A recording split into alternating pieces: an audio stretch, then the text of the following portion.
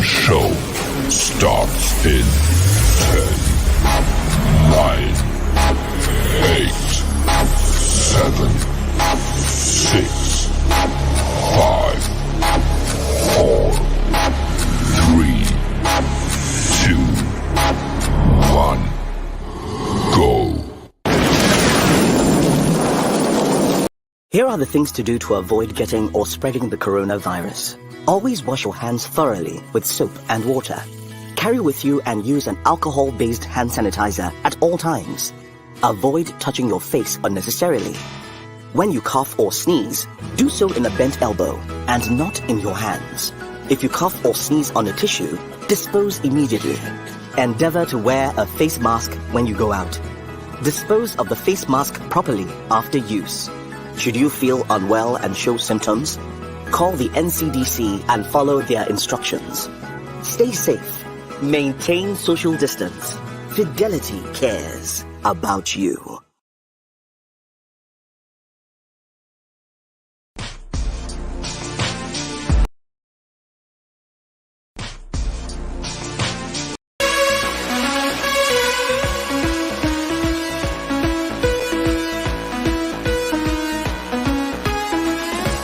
Hello and welcome to day one of the... Sorry, I have a technical issue. Oh gosh, network. Yes, welcome to day one of the Positive and Wellness Show.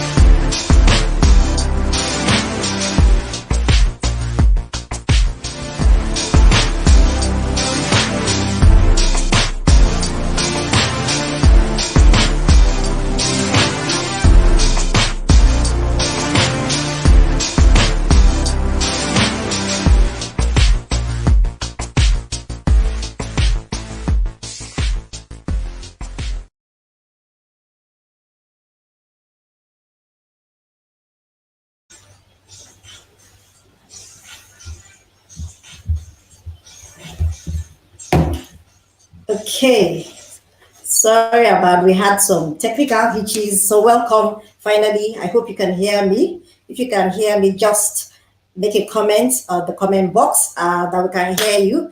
Can you hear me very well? Please comment on the comment box so that I know that you are hearing me very well. Put a emotion or hugs or fire or anything. Just put it up there so that we know that you're hearing me very well. Welcome once again to the Positive and Wellness Summit, the first ever Wellness Summit hosted by Sickle Cell Advocacy and Management Initiative, and brought to you in partnership with Fidelity Bank and Maramatu in the PACT Initiative. Okay. Yes, thank you, Gina.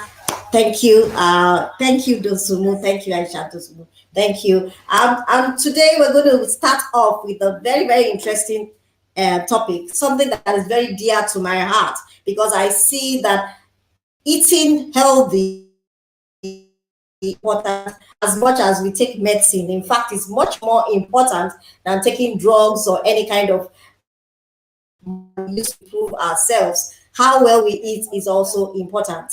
And normally, because we're so busy, we tend to just eat anything that we find easily available. So we are going to be talking this evening about food fighter, finding fun ways to eat nutritious food. And today we have a very, very special guest.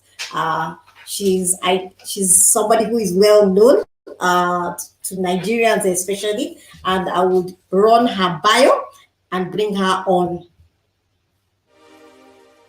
Bose Ogunboye, also known Bose Ogunboye, also known as Lepacious Bose, is a household name in the Nigerian entertainment industry who got a stage name from a big frame. She began a comedy in the university days at the University of Ibadan, where she first studied theatre art, graduated from the University of Ibadan, and later went back to study law. She was called to bar in 2010. Although she has recently lost a lot of weight, she likes the irony that the name creates. Lepacious, a slang for very skinny people, made for a great introduction to a comic brand as she is bigger than the name suggests. Known for her PG-rated jokes and the ability to use social issues to make people laugh, Lepacious Bose has carved out a respectable niche brand, also an astute masters of ceremonies. Lepacious has starred in several movies already released and about 5 soon-to-be-released movies this year alone, most in post-production. A testament to her strong will and ability to focus on goals when she sets her mind to making a difference would be the recent dramatic weight loss. Lepacious Bose lost 70 kg in 1.5 years and moved from a size 32 to a size 18. She credits a nephew who gave her a wake-up call about her health, which led to eating healthy, working out regularly, and learning to swim as some of the reasons for the dramatic weight loss. A resolute individual, this feat has been buzzing all over social media as all the big brands have written commendable stories about her, praising her will. She now coaches others to do the same. Ladies and gentlemen, please let's welcome the tenacious, resilient, and comedic Lepacious Bose to the Positive and Wellness Summit as she speaks on the food fighter, how to find joy in eating healthy and nutritious foods.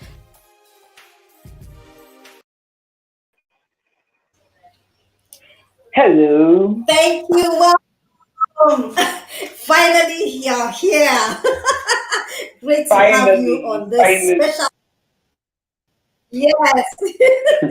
I'm so happy to have you on board. Thank you for honoring our invitation.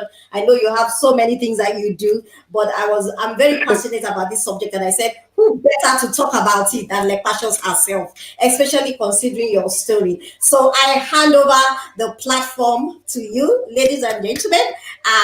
Everybody give Lepacious a fire emoji as she begins to discuss with us fun ways of eating nutritious foods. Thank you. Thank you very much, Tony. May I crave your indulgence that because I can't see the comments, I'm using my phone and not the laptop. Please let me note the questions down so that I can take the questions. Yes, you'll see it on the screen. I'll pop it up when I see the questions. Thank you. Also, just confirm for me one more time how many minutes I have. You have a max of 30 minutes, then we have 10 minutes for Q&A. Yeah, because I tend to talk too much once I start this topic. All right. All right, then. Over to you. All right. Thank you. So, hello, everyone. Thank you for that beautiful introduction. And I feel good hearing all the wonderful things. God bless you for doing a good research. What I would like to say about being a food fighter is that you need to understand that you can wage war concerning your body with food. It's a choice, okay? However, the art of enjoying nutritious food is a long journey. Let me give you an example. When you go to a restaurant and they give you salad, that's our normal Nigerian salad. You know the way they serve it. Nigerian salad, the way they serve it with salad cream, baked beans, macaroni, potato, hot dog. They put all sorts of things inside. That salad is heaven. I mean, you will buy fried rice, then order salad, and then order extra cream, and you feel, oh, this is really nice. When you get on a healthy lifestyle, you find out that that salad is not healthy. That particular salad is not healthy. The first time I ate this real healthy salad. It's called the green salad. The first time I ate it, I don't know whether I cried or I cursed or I was miserable. I was like, but why? Why does my life have to be this complicated? Why can't my life just be straight? Why can't things just be easy? Because it's just lettuce and cucumber and onions and tomatoes, nothing. If you're lucky, you get boiled egg inside it. If it's on a day that your nutritionist is happy, she allows you to dress it with Greek yogurt. But that's the maximum. Nothing sweet inside it. So it's like punishment. You're eating it and you're squeezing your face and you're frowning as you eat it. Okay? But it's so enjoying healthy food on its own is a long journey. It's not, I'm going on a healthy lifestyle, or all I need is to drink some detox tea and drink detox tea for like 3 days and I'll be fine and then I'll start. No. That's not how it works. It's not how it works at all. It's a process. And the process is not interesting because, I mean, this is me that if I go to a buka on a regular day, I want to eat like amala or poundo in a buka. It's with 2 ogunfe, 2 goat meat, 2 shaki, 2 meat, 2 bokoto, 2 momo. You know those kind of things. Everything inside it, as you are taking one swallow, you are eating meat. And the oil must be swimming so that I can feel the nutritious effect. Suddenly, I'm doing oilless eforiro. I'm doing oilless okra, you know. But the only way to see, to enjoy, and appreciate, and live an healthy lifestyle by eating healthy, first, you have to understand your why. Why am I doing this? Why am I on this journey? Why do I need to do this? And I find out that most of the time when they invite me on platforms like this to talk, it's because they're not inviting me as a nutritionist or a teacher. It's because of my personal experience. So it wouldn't make any sense for me to have to talk without referring to my personal story. So here it goes. I was weighing 210 kg. I had not seen my period for 3 years. 3 years of absolute not since period. When I started panicking about it, because I had gone for different tests and they said there was nothing wrong with me, they gave me medication to induce the period. They were hormonal medications actually. And in the process of inducing the period, I realized that I was getting bigger from the medication. And the bigger I got, the more depressed I got and the sadder I got. At this point, I was suicidal. I was always having migraine. I couldn't sleep well at night. I honestly can't remember sleeping without taking medication. I was a comedian who joked a lot about my size, but suddenly that wasn't funny anymore. I was crying at the drop of a hat. Whatever happened, I just cried. I was short-tempered. I was moody. I had mood swings. I got angry at the slightest thing.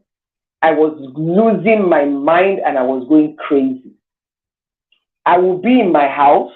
You will knock on my door for a while. I'm not joking. You will knock on my door and I would not open my door because I don't want to see anybody. And it was really, really bad. At this point, I knew I needed help, but I didn't know how to go about it. Coupled with the fact that I also had something called prolapse. I only like to explain prolapse with an audience that I can see so that I can see their expression. But since I cannot see your expression, I'll just explain it to you in the basic form. Prolapse is like only happens to people that carry excessive pregnancy or people who carry very heavy babies or people who are extremely overweight. Because the easiest explanation is like your intestines actually collapse and you feel them passing out through your privates. This actually was my scariest experience because I thought it was cancer. I'd never heard of it before, and I didn't know how to explain it. And the fear of even talking about it meant that I was giving it validity. So I tried to ignore it for as long as I could. The few times I went to a doctor, I did not realize as at the time I was going to the doctor that when I lay down, the prolapse go inside. It only shows up when I squat, like when I want to pee or something. So every time I try to explain to them, I lie down, they touch, they can't find anything. So I didn't realize that I was the one that was communicating the wrong information to them. So of course they couldn't give me good diagnosis. Anyway, long and short of the whole story is, I knew that I needed help. Everybody knows the story about my nephew, and now my nephew came into the room and spoke to me. And I'm always talking about that because, of course, I had friends who had told me, I would sit down beside my friends and say, why are you breathing like that? You're breathing very heavy. I've had some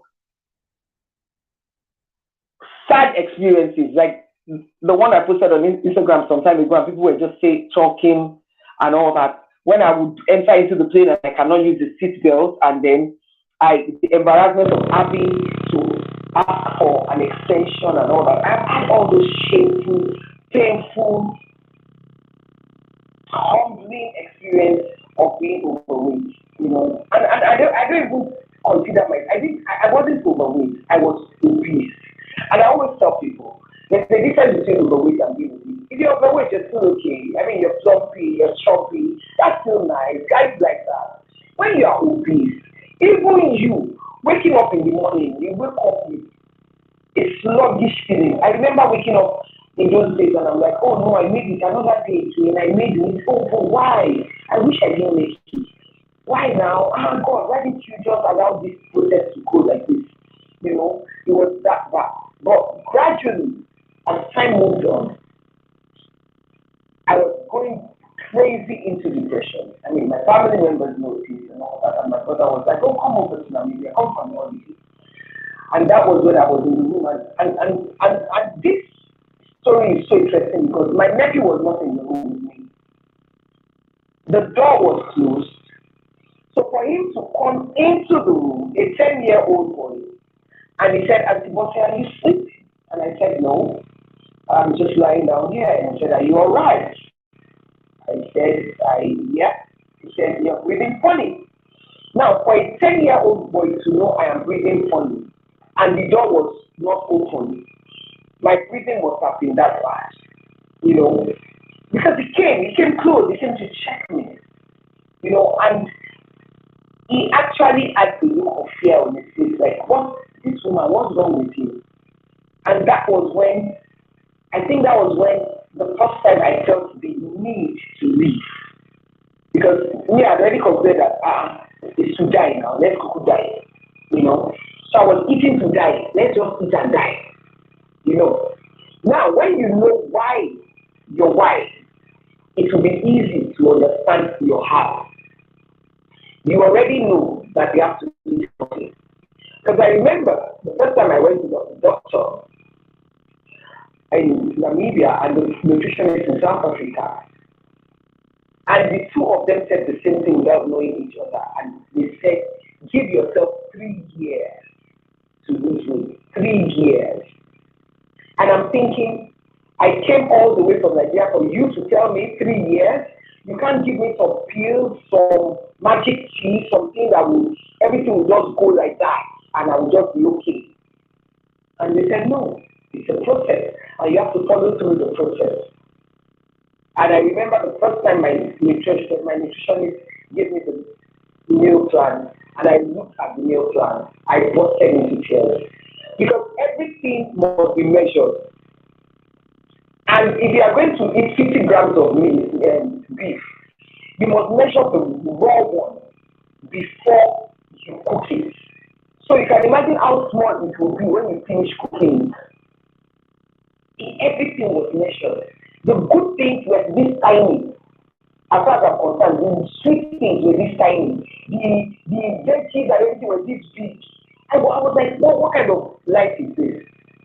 But as I went along, I realized that, okay, I need this. The first time I drank aloe vera juice, I wept. The fact that I drank dongoyaro and efiori, I sat down on the floor. I threw everything up. Everything. I threw everything up, and I kept doing a gargle with lemon and water to just get the taste out of my mouth. But then I went back to take it again and again, and I threw up again, and I took it again, and I threw up again. Why was I taking it? Because I knew what the result will be in my body. That's why I said you need to understand your why. Why do I need to take this thing? Why do you go to an hospital to see a doctor? You go to an hospital to see a doctor to give you a diagnosis. Why do you now stay to take an injection that you hate so much? You know that when you take this injection, you will feel better. You don't look at the nurse and say, no, don't worry, I have malaria, I'm fine. I will be fine. I will take care of myself and go home. No, you take your injection. It's painful, it's uncomfortable, but you enjoy it because you know that this is going to give you the result and the reward that you need at that time. So you need to find your why. Why do I need to eat healthy food? Once you have confirmed why you need to eat healthy food, then you need to admit to yourself that you have been eating unhealthy. One of my own problems was I was living in denial for a long time. Oh, I don't eat much. Oh, I really don't like food. Oh, I'm not a foodie. Oh, I'm not this. Oh, I'm not that. But I will see that I will not eat all day. And I will see that I eat 2 indomie, 2 boiled eggs, and 2 put chicken and meat inside it. And I will tell you, oh, I'm not eating all day. I don't really eat. I will not eat anything all day. But in traffic, I will eat plantain chips. I will eat gala. And then I will drink like 6 bottles of soda before I get home. And I don't eat, I don't eat anything. I was in denial. I wasn't considering those things as food. And even when I started eating healthy, I remember those days I would finish a whole bottle of granite and I would telling myself, granite is healthy. Granite is healthy. You need to understand the import of everything that enters into your mouth. Why it needs to enter into your mouth. What is in your mouth. So as soon as I realized that this was a major problem, and it starts in the mind, because there's something called mindful eating. Mindful eating. Mindful eating means that you are consciously putting food in your mouth. It's a process. You don't eat distractedly. You don't eat absent-mindedly. You don't finish half of the rice when you're cooking it on the fire, like in the name of the tasting. You don't walk, put a small in a bowl, and you're walking around and you're eating. You're sitting by the TV. You have not even started. That's still not your food. You're still taking just scoops into your mouth. You can't be doing that. And I remember even those days when I used to be an extreme junkie. I knew I was killing myself because I remember that I would be eating Maltesers and I would be crying.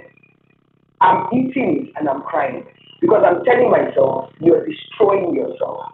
This is self-destruction. This is self-sabotage. Why are you doing this to yourself? And I continued. I didn't stop. I kept doing it.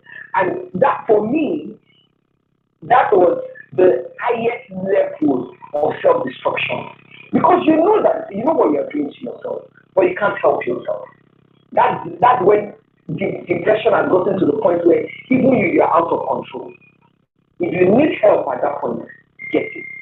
If you can't get help, then you need to know that you and God need to have a personal discussion. Because at that point, nobody can get you out of that dark space. Only you and God can get you out of that dark space if you don't reach out and get help. Okay? Because if you're not even careful, you lose friends. Everybody just avoiding you because they're not a handful, they don't understand you. So, after talking about you need to understand your why, you need to face the truth. I always say to people, to thy own self be true. Don't sugarcoat it.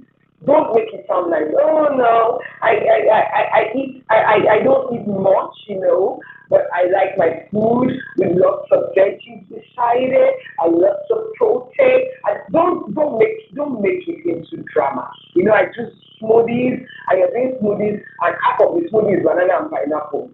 And you're like, I'm doing smoothies. No. Because even when you're eating healthy, you need to know the proportion and the importance of everything that you're putting in your body and the calorie effect on your body of everything that you are eating. So you can't just go on and do, it really doesn't matter, it really doesn't matter. No, it does matter. Everything that you put into your mouth matters. Everything that you put into your mouth matters. I used to say everything you put into your mouth matters except water. Until I watched the documentary where a lady that used to overhydrate actually died from overhydration. So even too much water can cause death. That drinking too much water can actually cause death.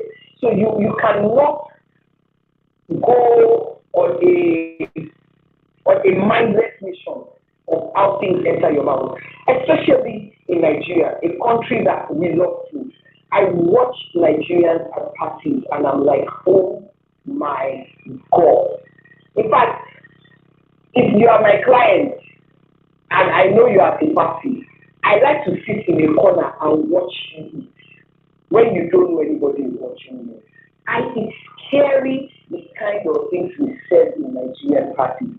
A party that we get to at 12 noon or 1 p.m., we are leaving around 6 p.m.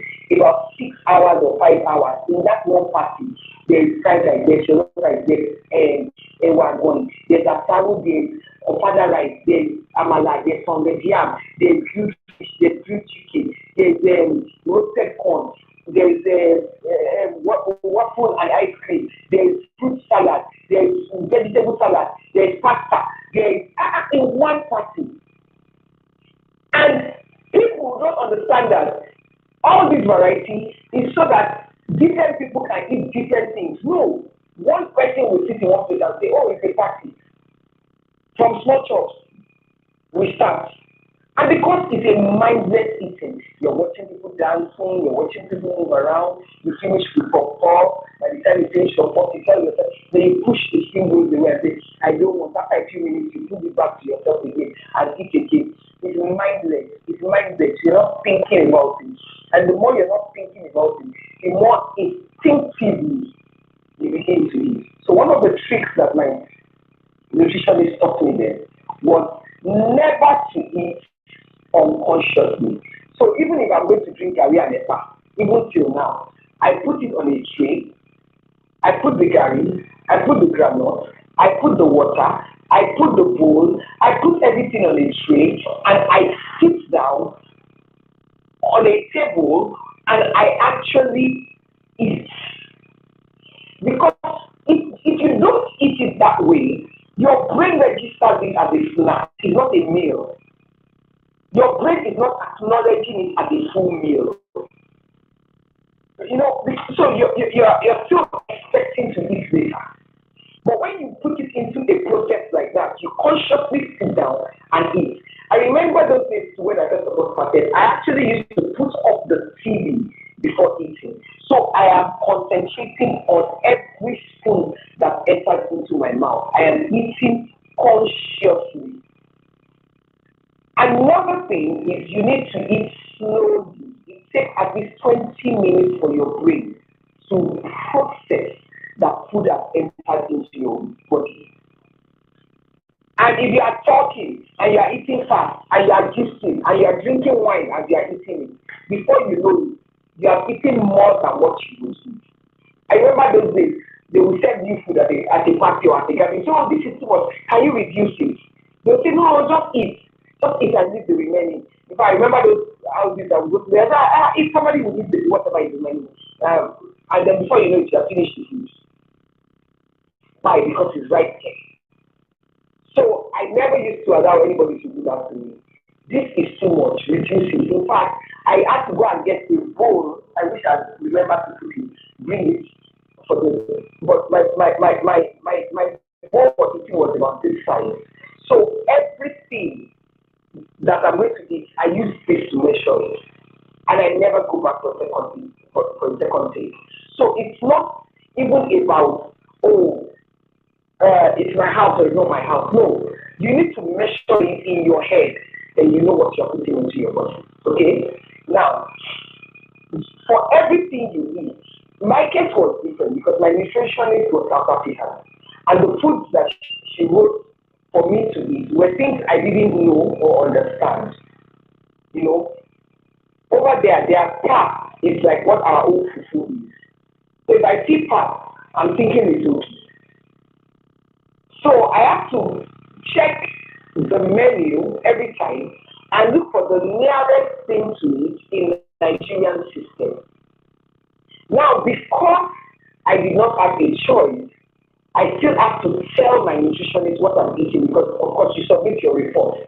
I have to submit my report. In my report, she's South African. She does not know what we call a wedu. So you now, but they have to go and research what is the other name for a wedu, what is the English name for a wedu, what are the nutritional benefits of a wedu, why is a wedu healthy, and all that. So I, at that point, thought, oh, this was stressful, but I didn't know it was helping me because, of course, I got more knowledge because I have to do more research and find out why things were the way they were, or what I was eating, or why I was putting something in my body, or whatever the question she's going to ask, and the answer I'm going to be giving to her. So you need to be creative with whatever you are eating too. You cannot say, oh, in salad, I'm stuck with salad. No. If you have to buy title fish and squeeze it into it to make it more interesting, then do it that way. If you have to mix your vegetables with your okra, then do it that way. But you have to be creative. It's in the creativity that the fun comes from. But most importantly, one of the things that helped me with eating healthy was saying affirmations. And this, I always tell people, you cannot go away from it. I used to say affirmations every day. I love healthy food. I find healthy food interesting. I eat healthy food. My body is subject to my control. My stomach does not control me. I control my stomach. My food is not my God. I eat what I should eat. I love good food. I love healthy food. I eat at the right time and I stop eating at the right time. I eat only when I'm hungry. I love my vegetables. I love my fruits. I used to say those things every day because I am not lying. I hated them. I'm not the kind of person that I can't imagine waking up and then the person that will call her, I want to boil beans, I want to eat beans, or I want to make moi moi. There were just things that never occurred to me. I could live on rice and indomie for like 3 years. You know, suddenly I'm taking cucumber. Even till now, as I'm talking to you, I still don't like cucumber, but I take it every single day. You know, that's why I said you need to know why you are taking it. You need to understand why you are taking it. When you know why you are taking it, when you know the results for taking it, when you know the reward for taking it, then you will take it. You will take it with happiness and with joy. And this is my final thing that I like to tell people. You will never see a diabetic person consciously, deliberately stand up and go and take Coca-Cola. You will never see a diabetic person consciously stand up and say, this morning, I want to eat boiled yam, or I want to eat dodo.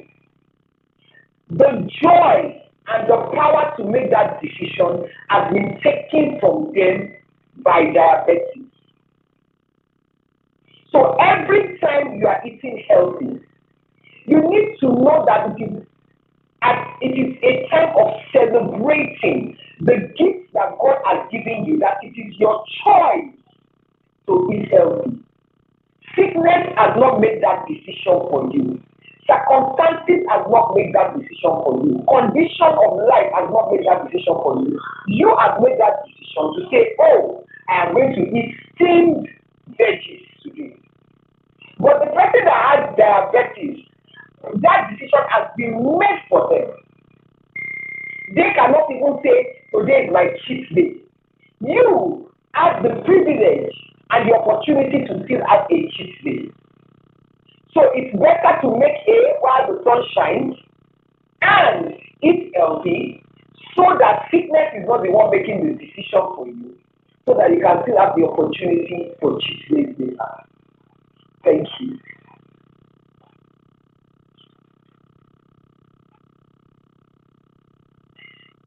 your mic is muted. I can't hear you. Your mic is muted.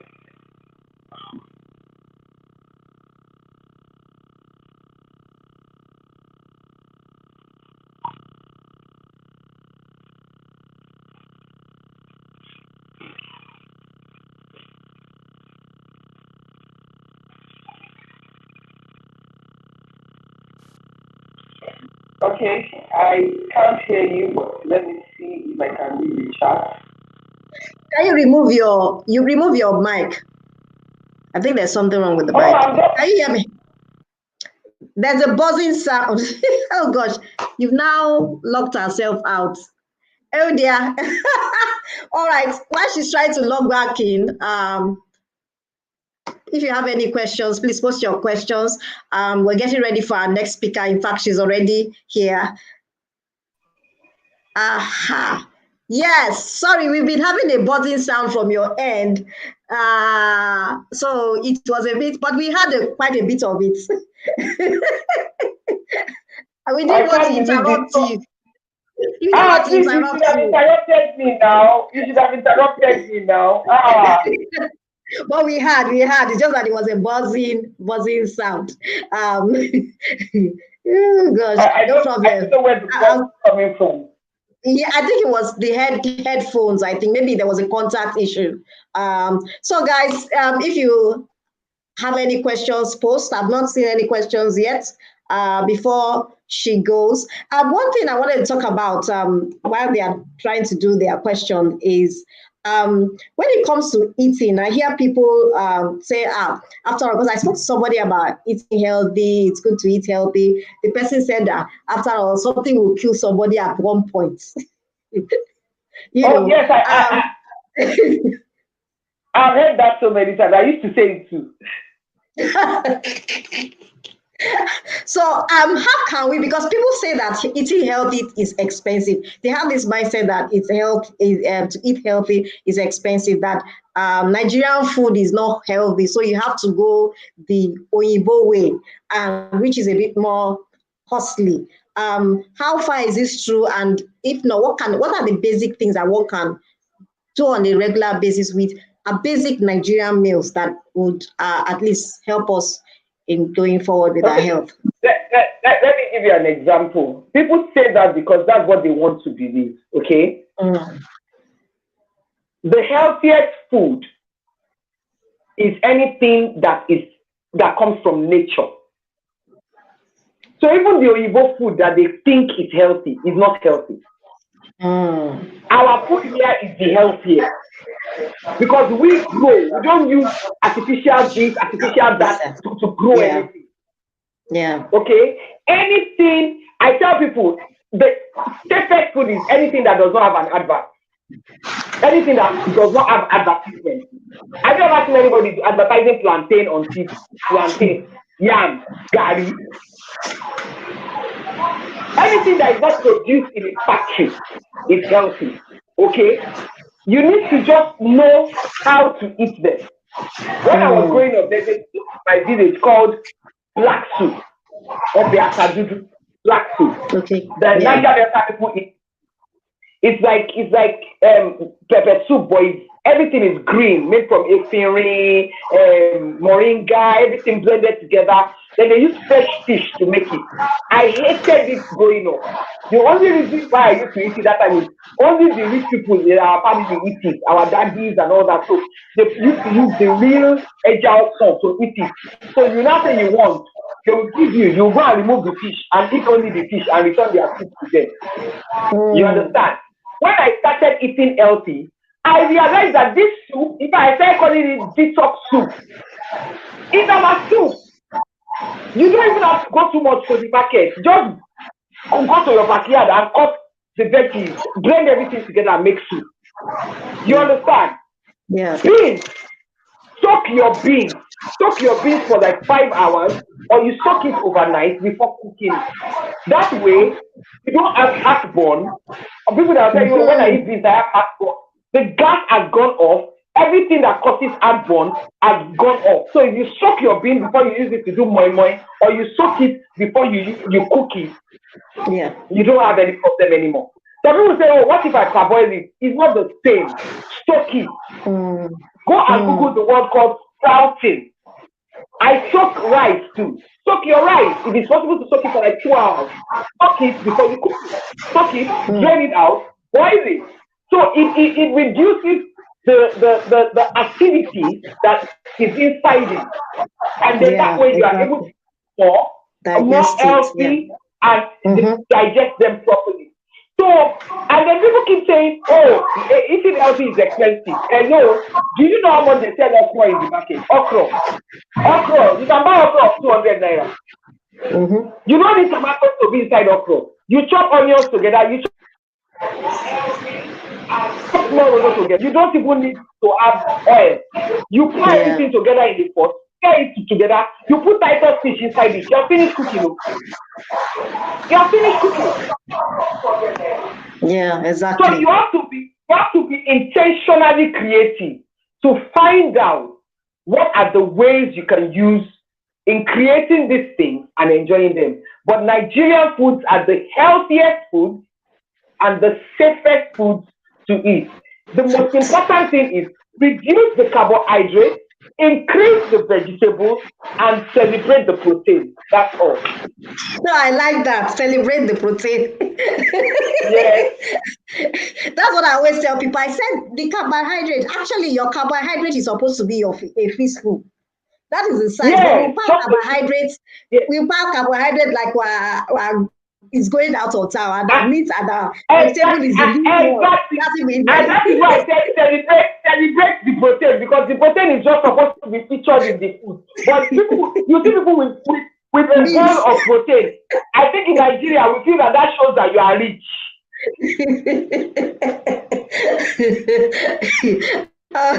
Yeah, somebody is even saying, let me put it up. Somebody said that that they didn't realize that eating junk food is dangerous. Yes, it's very quickly said that it's poison to your body, and that's the interesting thing. I started seeing it as poison. So I remember one time somebody said, "Oh, can we have a meeting?" I said, "Oh yes."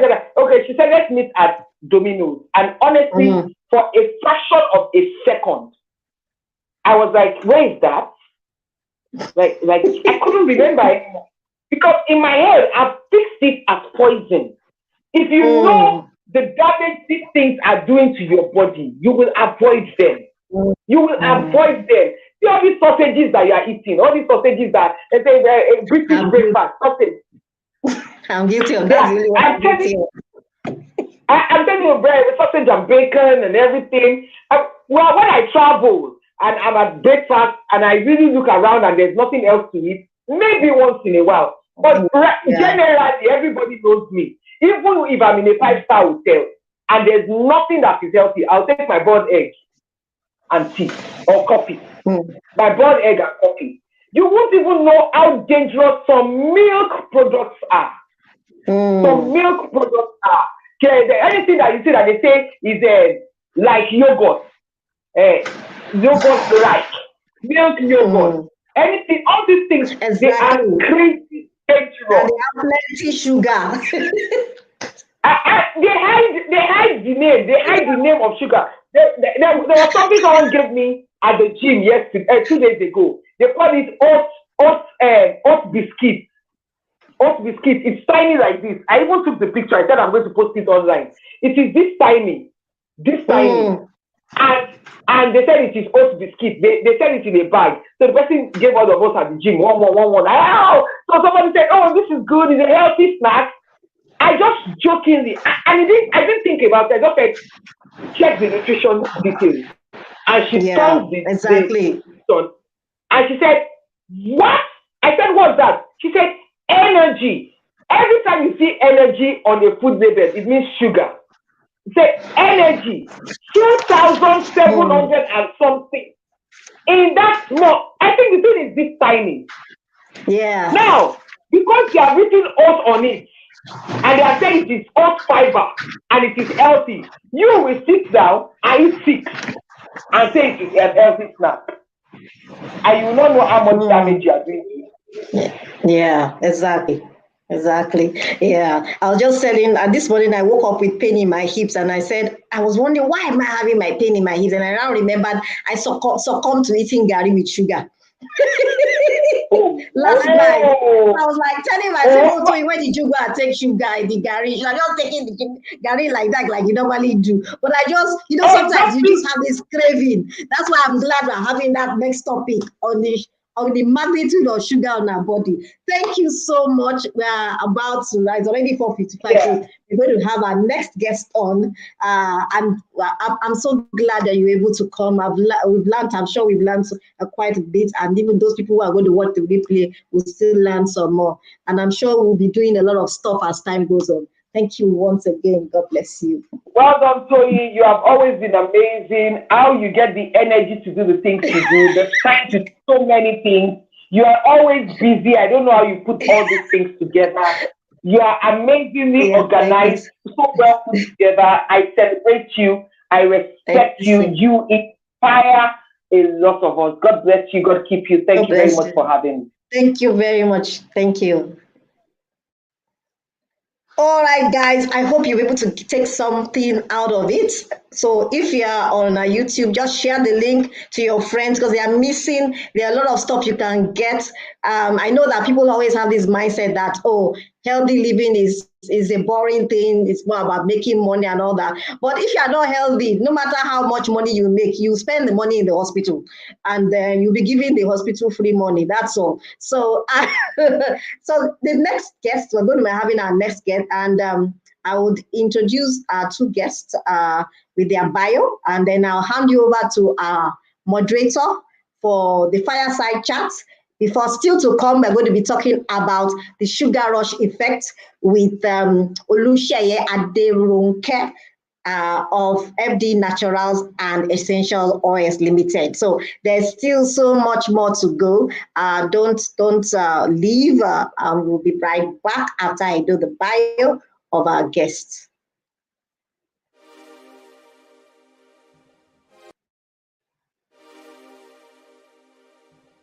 Dr. Apena Kazeem is an alumnus of the Lagos State University. A medical doctor with over 5 years' experience, he holds a diploma in leadership in health management from the University of Washington. He is a beneficiary of the MTNF Scholarship and Agbami Scholarship. Dr. Apena is a public health enthusiast and currently works with the Primary Healthcare Board. Ladies and gentlemen, please let's welcome Dr. Kazeem Apena to the Positive and Wellness Summit as a panelist on the Fireside Chat, How to Prevent and Manage Medical Emergencies and Home Accidents.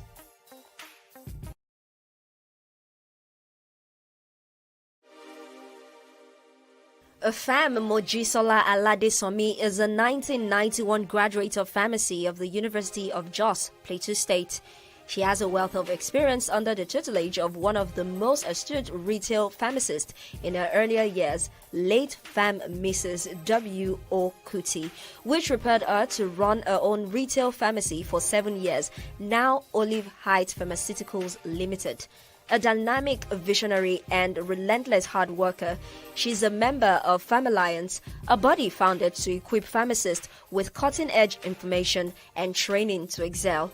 Mojisola is the zonal coordinator for the Yaba, Ebutemeta, Shomolu, Bariga, and Akoka Yesba of the Association of Community Pharmacists of Nigeria, ACPN Lagos State, and member of Chartered Institute of Taxation of Nigeria, CITN. Ladies and gentlemen, please let's welcome Pharm Mojisola Aladesanmi to the Positive and Wellness Summit as a panelist on the Fireside Chat, How to Prevent and Manage Medical Emergencies and Home Accidents.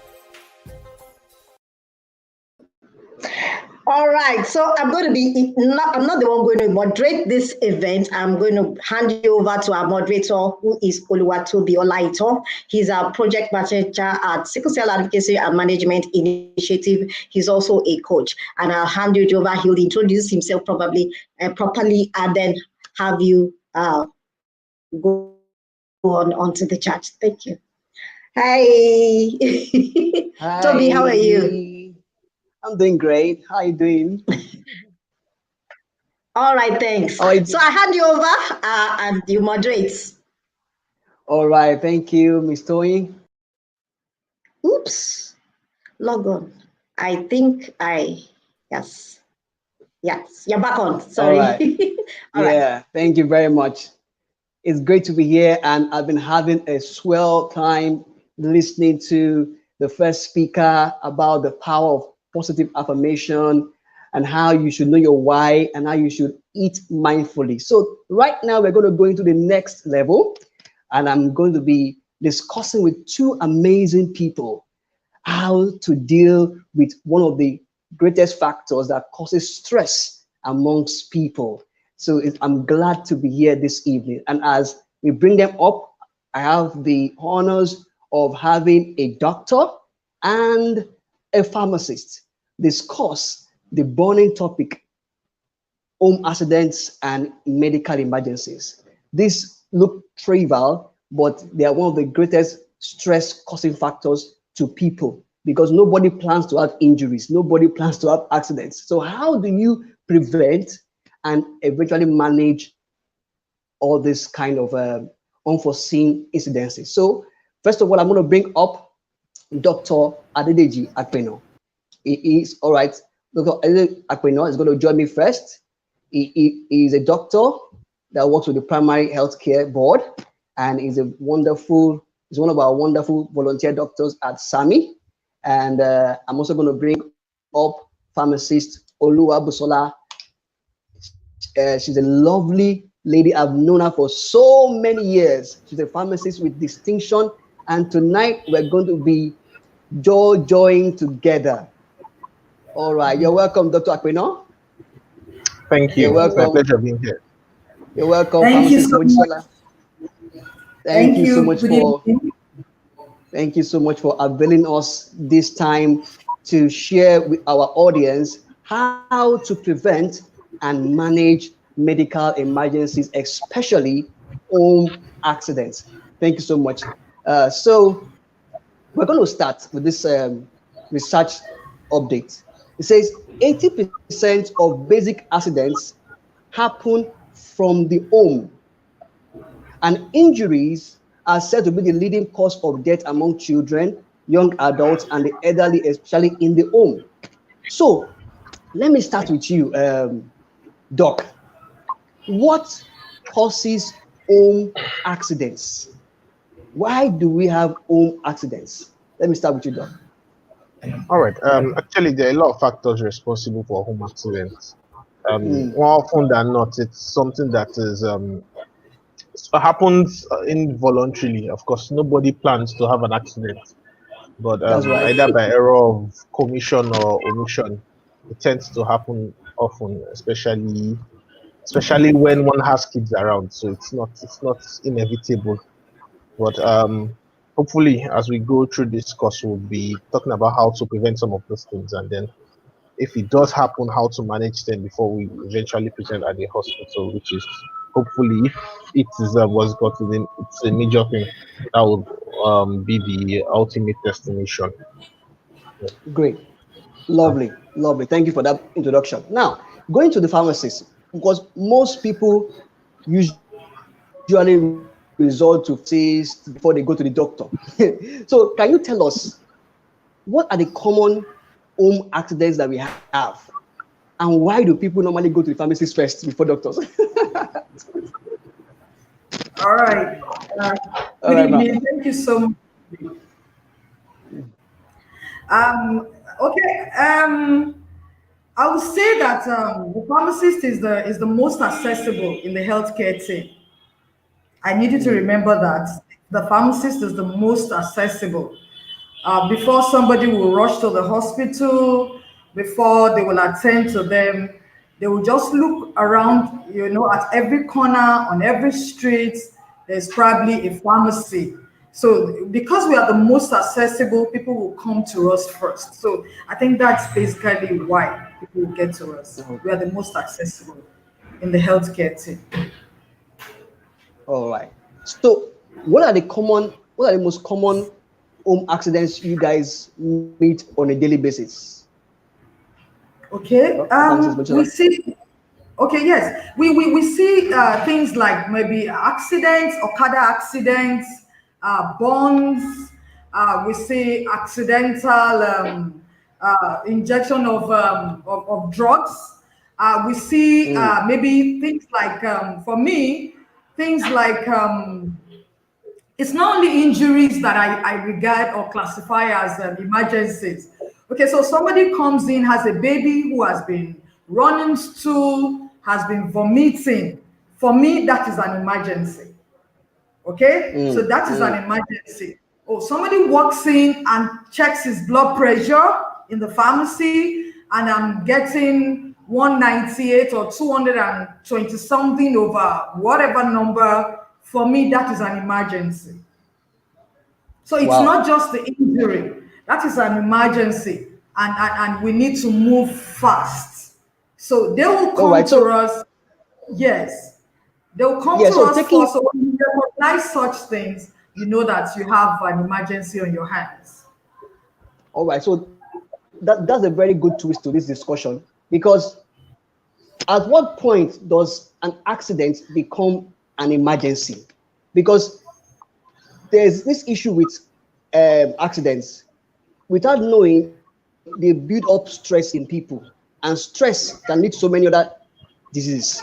So, at what point is an accident an emergency and should be taken critically as a forefront issue? Let me Okay. go to Dr. first. I think Okay.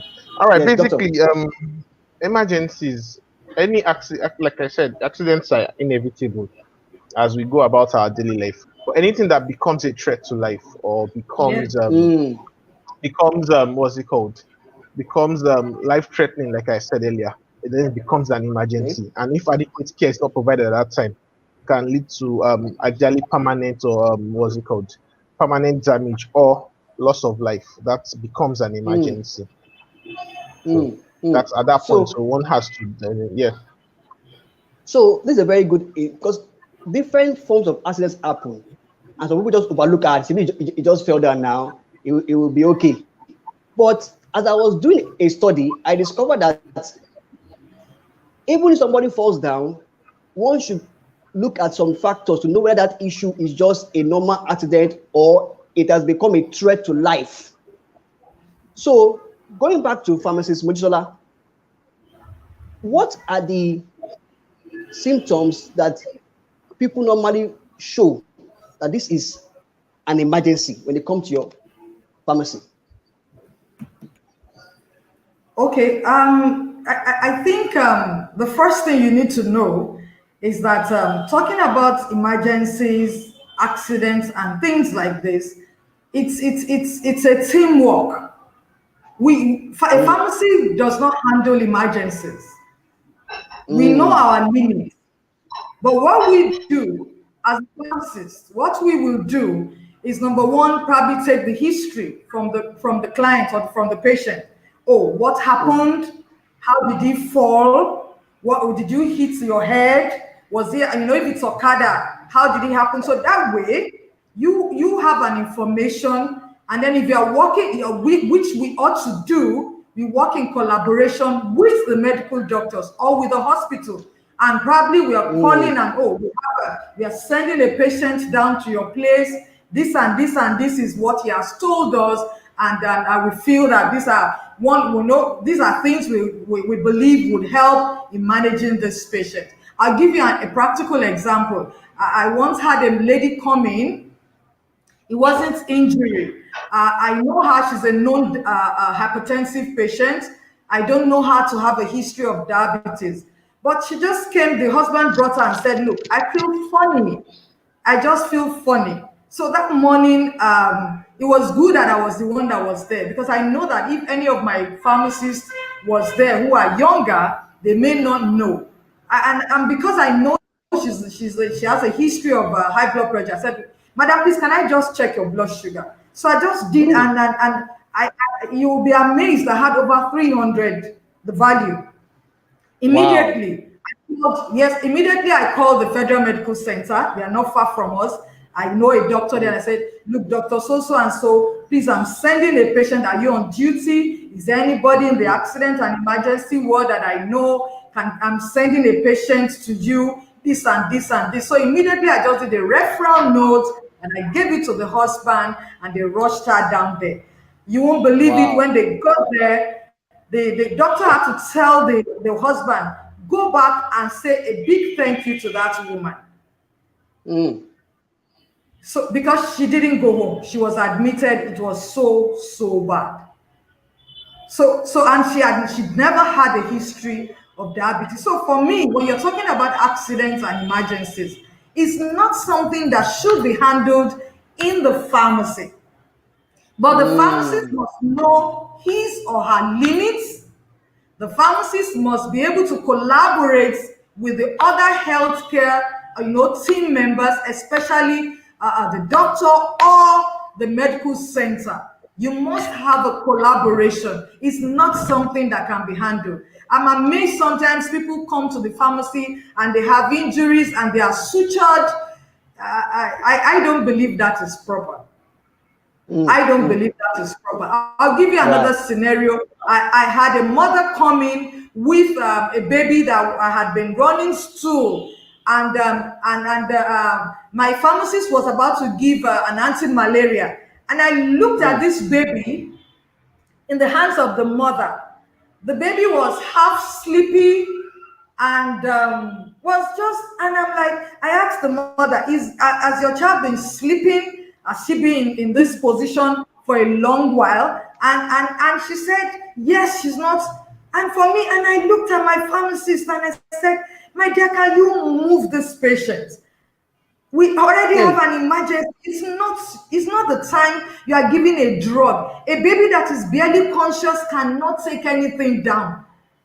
And so that is the pharmacist being able to know the red flag and being able to know what to do is so important in this situation. So there's so many. I have another instance. I'll give you another because I run a 24 hours pharmacy. Wow. 11 o'clock, a mother walks in, and the child is very feverish. The child is having chills. A less than 6 months old baby. Okay, so I have a doctor friend who lives around, and we're chatting, and they rushed this baby in, and I said, oh, thank God there's doctor there. I said, doctor, please, this is emergency. And basically the doctor was like, at that instant, and I said, you know what? Can we bring down this baby's temperature? I have suppository, which is one of the things. We have what you call a paracetamol suppository. And we just applied that instantly. At least that was first aid for us. That was first aid. And so we were able to manage. There are other instances where people come in, their blood pressure is crazily high. Like I said, we'll call a doctor, Dr. So and so. We have this on our hands. What do you advise? How close are you? Are you available in your hospital? Is this something and all that? So it's at that stage you probably tell us, okay, do this first. So there is never any part of it that the pharmacist will handle alone. Wow, great. Thank you so much, pharmacist. So now this has brought up so many issues. Number one, people normally go to pharmacists because they're the easiest to reach. But the pharmacist should know his or her limits and be able to work collaboratively with the doctor. Now, I want to ask a question now to doctor. But this question I'm going to ask you is based on a poll. We had a poll in our Telegram channel and group, and we asked them, which of the following is the most common home accident that you want us to give top priority to? So we gave them 10 types of home accidents. But I'm going to ask you, doctor, what can be the preventive measures to mitigate the top 3? So the 10 accidents that we listed in the group was, number 1, falling objects. Number 2, trips and falls. These are 10 different types of accidents in the home. Number 3, bruises. Number 4, sprains. Number 5, cuts. Number 6, burns. Number 7, choking. Number 8, poisoning. Number 9, glass-related injury. Then number 10, drowning. So among these 10, the top 3 was, the first one was burns, 40%. Many people experience burns. The second one was trips and falls. Someone just hit the table and falls down and assume that it's okay, not knowing something happened to him. Then the third one that was the highest was cuts. People having cuts in their hand. So doctor, how do we prevent this unforeseen top 3 that you don't even know when it will happen? And when it happens, it will give stress to the child or to the person and to the guardian. So how do we mitigate this? Yes, sir. All right, thank you very much. Just before I go to the questions, thank you, Ma, for your for the brief introduction. So just to address a few things before we go to the question actually. So there are 2 types. There's a medical emergency and there's a surgical emergency. What we often see, what is apparent, what people are actually scared of more often is the surgical emergency. But there's also a medical emergency, like she said, the high BP, severe hypertension, diabetes, especially when it's really severe, when the blood sugar is either very high, extremely high, or extremely low. So these are medical emergencies, but these ones are less, they are more insidious and less obvious. So people do not know. One thing that also helps is what we call know your numbers, which means that people should know their numbers. As long as you're above 40, there's supposed to be a regular screening that you're able to know your blood pressure, you're able to know your pulse, you're able to know your sugar. This means knowing your numbers. So even if, as it stands now, we have what's it called, equipment, home equipment that you can use to measure all of these things. So once you see that it goes beyond the particular number, then you should be worried. Sorry, and then doctor. You should go to the hospital. Know your numbers. Yes. Know your numbers. Yeah. Your pulse, your sugar. Your pulse, your sugar, your blood pressure, Correct. your temperature. These are things that you can easily get at home with thermometers, BP machines, sphygmomanometers, and all of that. So those are things that can also help us detect when there are medical emergencies, and we are able to present early to the hospital to prevent any mortality. Now, back to our question. So you said the top 3 burns. One of the major things that we can prevent burns is by ensuring that, for example, one of the common things, burns could be caused by anything. It could be caused by an open fire. It could be caused by chemicals. It could be caused by electricity. So there are a lot of things that we need to avoid.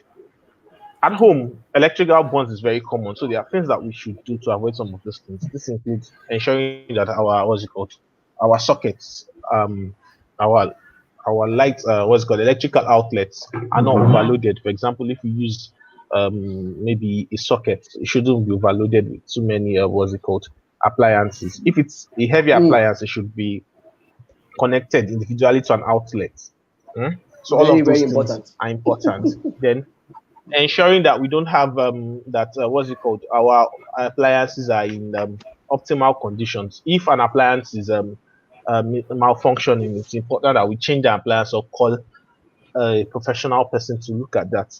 Also, naked wires, like what we call naked wires, frayed cord cables, you should also avoid that because that can actually injure. So these are some of the causes of burns within the home. That's electrical burns. Then fires, this can happen in the kitchen.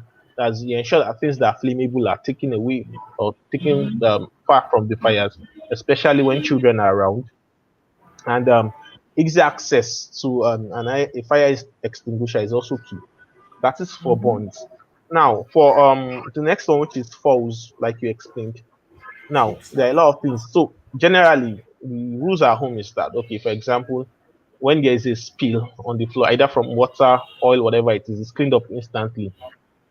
And then within the home, especially now in modern times, you have tiles around, and then it can become slippery very easily, especially when something spills. We should have anti-slip rugs available in our bedrooms.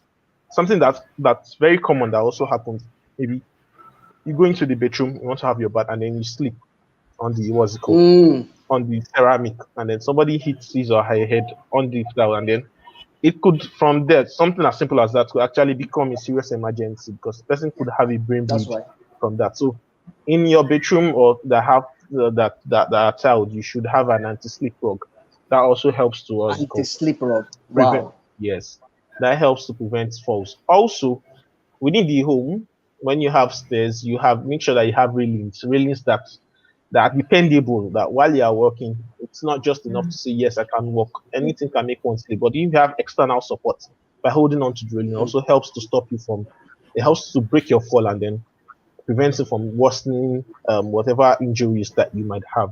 That's some of the things that we can help to what's it called? We can help to prevent at home. What is sorry, the third one. I got the bronze, The the third first one. one What was the is third one? cuts. Cuts. Course. Cuts. Yes, yes, yeah, cuts. Okay. There are different types of cuts. There could be a laceration, there could be an incision, depending on whatever object causes all of this. So these things are important, and more often than not, happens in the kitchen where we have sharp knives, we have sharp implements, and it's often So, common in children, even if an mm, adult is maybe cutting onions in the kitchen.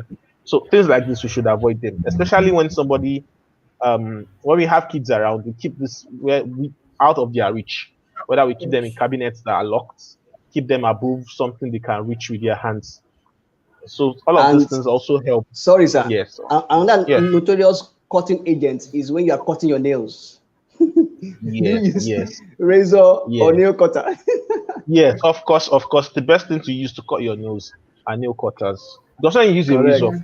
some of those things, some of like you said, some of these medical emergencies, for example, if somebody is diabetic and the person mistakenly uses a razor blade and the person sustains a cut on that leg, Mm, that leg could be a source of infection, and then the person could actually, if the person is diabetic and is not controlled, that could be a real source of infection and then become a serious emergency if that's not controlled.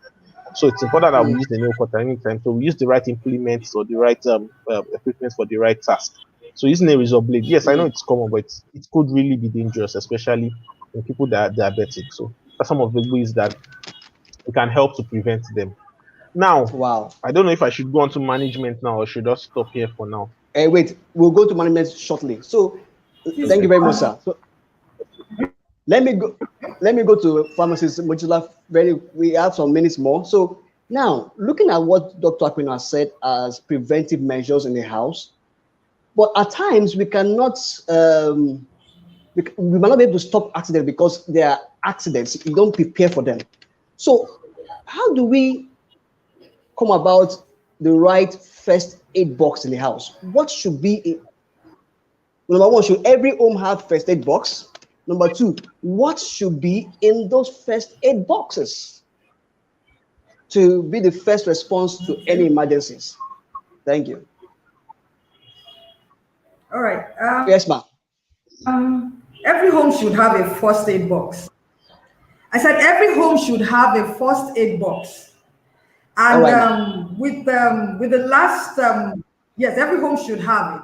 And with the last what's it called protest we had, I think every car should also have a first aid box. Very Yes. interesting. Okay. Every car Every should have a car first should aid have box. a first aid box.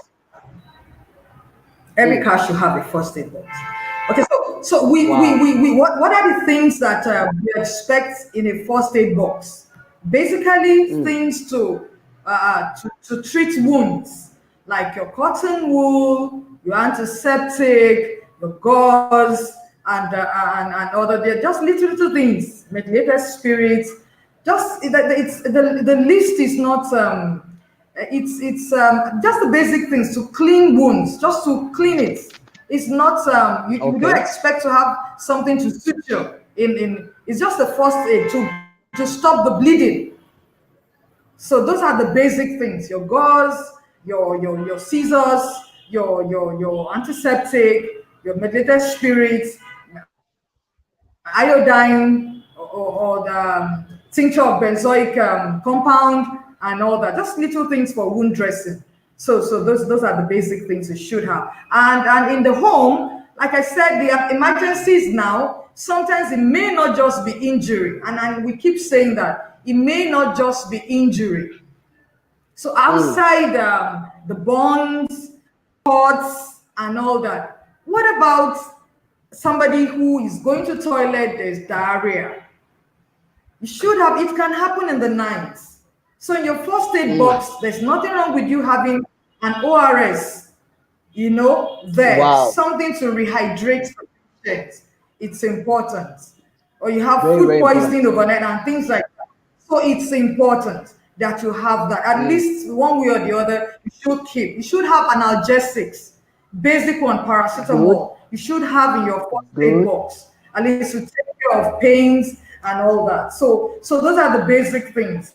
Anything outside that, I don't really think that is it's first Lovely. aid anymore. Lovely. Thank you very much, man. So going back to doctor now. Now we're going to go full swing on management.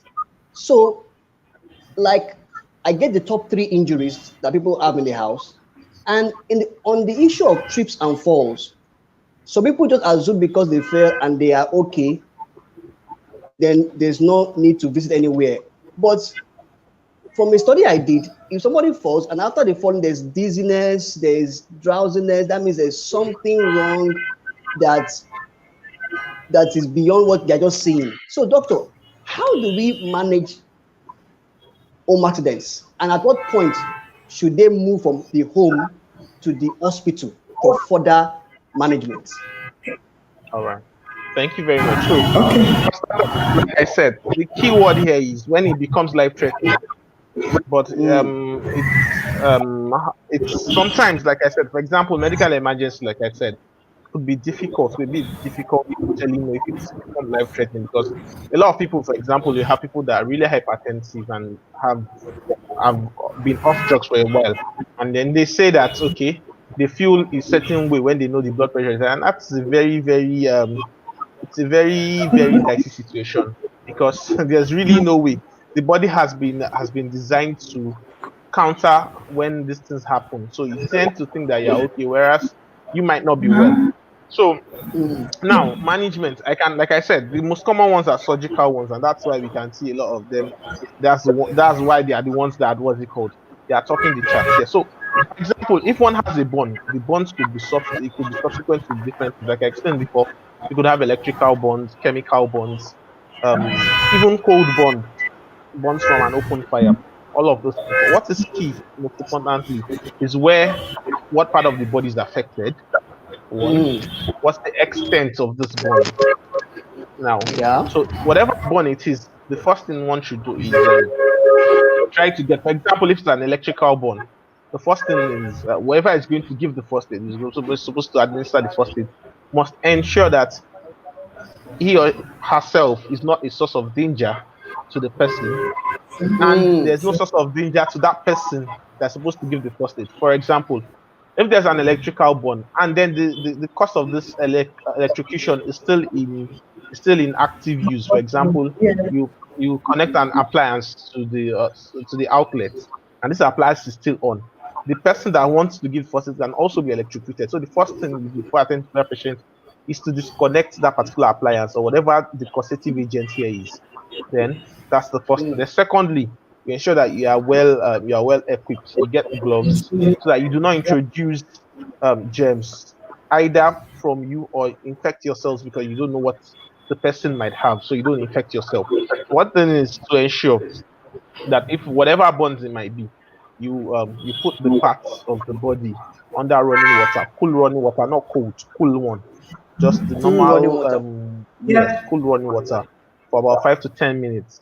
That helps to reduce the severity of the burns, especially immediately the thing happens. Now, so depending on how the extent of the wound, of course, if it's really extensive, that needs to go to the hospital. But if it's a minor one, it's something ideally, like I said, like the pharmacist said earlier, the pharmacy is the most accessible place. The one thing one can get, there's a cream, dermazine, one can apply it to those burns. Ideally, if it's a minor one, like I said, if it's a minor one, not as much as we don't want to encourage that these things have to be managed at home, but at the same time, we all want to ensure that access. This is something that is readily accessible anyway. You can always get all of this information, so we can always apply that depending on whatever the bonds and the cost of the bonds. If it's an electrical bond, more often than not, it's not as obvious as it should be. So we ensure that Yeah. if the bonds are what's it called, if it's electrical bond, one has to be much more careful, and chemical bonds, one has to be much more careful with those ones. So it also depends on the extent. So the first thing you do, wash whatever it is under running water. Just let it run. Let the water run overly coolly for the time. Then, if the first aid box is available, you get some analgesics to make it warm. You get a bandage, just put over it completely. So, and ensure that the bandage is non-sticky, so that it doesn't stick or Yeah. worsen what's it called, the It's bond. non-sticky. Very, Um, very important. yes, yes. So that goes to, before it eventually goes to whether the what's it called, the patient or whoever is affected goes to the hospital. Like I said, first aid is supposed to prevent loss of life and prevent worsening of that condition before they get to the hospital. So that has to do with guns. Now, falls or trips, depending on, falls could be from any, it could be from the stairs, it could even be on a level ground. So of course, if it's from a height, then that itself is an emergency, depending on how high the person has fallen from. If it's from a really high place, then one has to be careful because the person could have sustained a neck injury. So at that point in time, the first thing one should do is to call the emergency lines, because there's a particular technique before you move that patient so you don't worsen whatever fracture the person Oh. might have sustained if the person has actually Mm. sustained a neck fracture.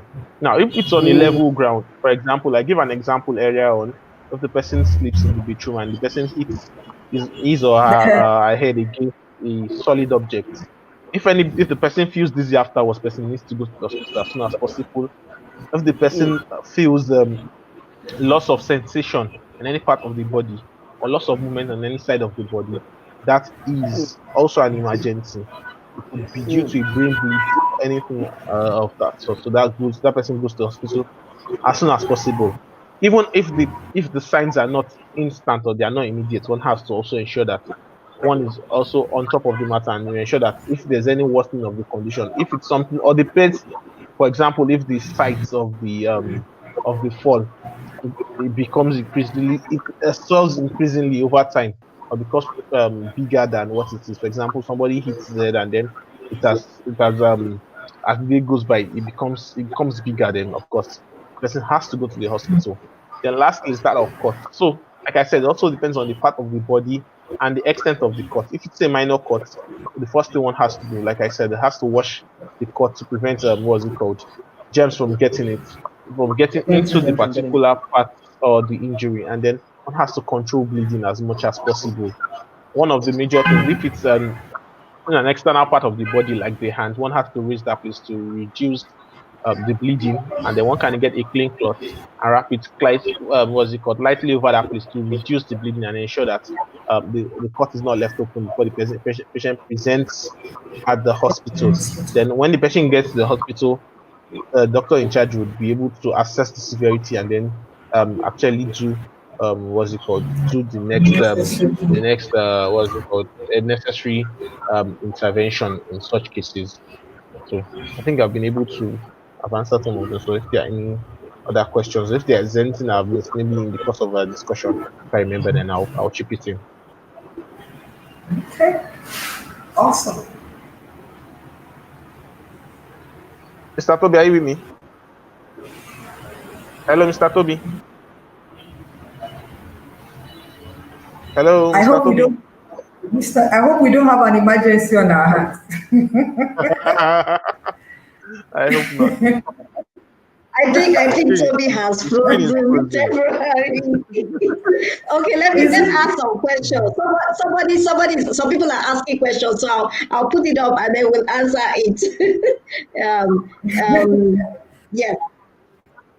Okay. Abe Ifeoluwa says, how do you apply or use equipment in the first aid box, especially when it's a cut? So who is readily available to answer that? Okay, I like think I the said, doctor will help us. something. Yes. Okay, thank you, ma. So whatever is available, most of the minor things we can get, there over the counter was it called purchases that we can make. We have a bandage. If it's a small cut, we wash it under water, ensure that no germs get into it. Then like I said, depending on the extent, if it's small cut, you can just put a bandage or a plaster all over it. with a gauze in between. That helps to soak up whatever blood comes out and then reduce the bleeding before one goes to the hospital. If it's something that is much more severe, a bigger cut, or there's some underlying injury that one cannot, what's it called, one cannot actually ascertain, one would, you can use your hand to stop the bleeding in the meantime while you put a bandage across the site before you then go to the hospital. So this, at least the two things that one needs in the first aid box, we need a plaster, we need a bandage. Those two things are key to stopping, or what's it called, the bleeding before you're able to get to the hospital. Yeah. Okay. This one is for Pharm Mojisola. Says, what do you say is the medication to be in your first aid box for food poisoning? Is there really a medication for it? Anyway, I'll leave you to answer that. For food poisoning, well, it's I would say for diarrhea, in the first aid box you need the ORS, that's the oral rehydration therapy. All right, there's a solution, it's in powdered form. You need that. For me, when if you're traveling, maybe you could have something like pill, depending, or an antibiotic for adults strictly.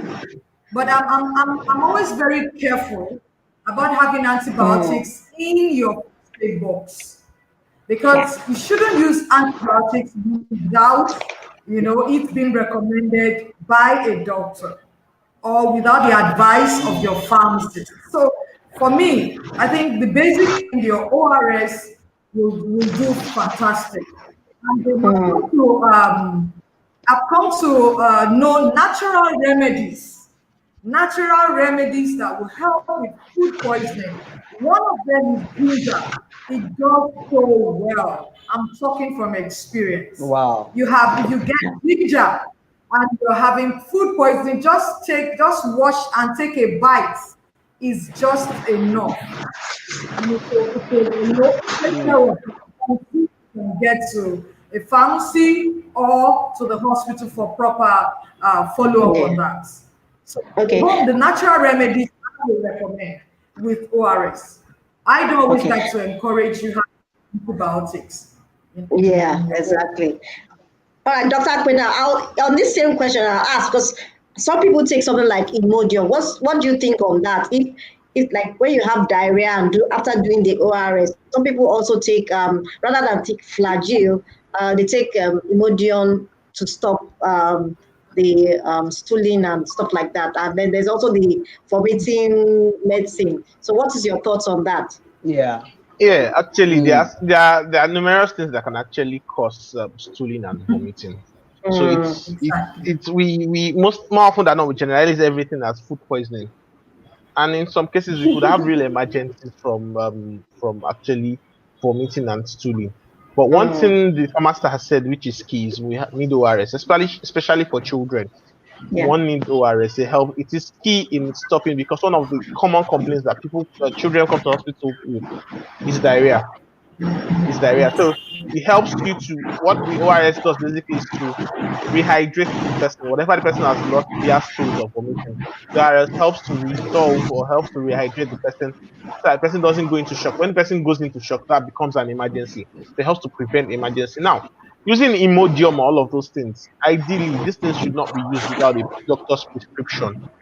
We assume that Flagyl is the go-to drug whenever we have food poisoning.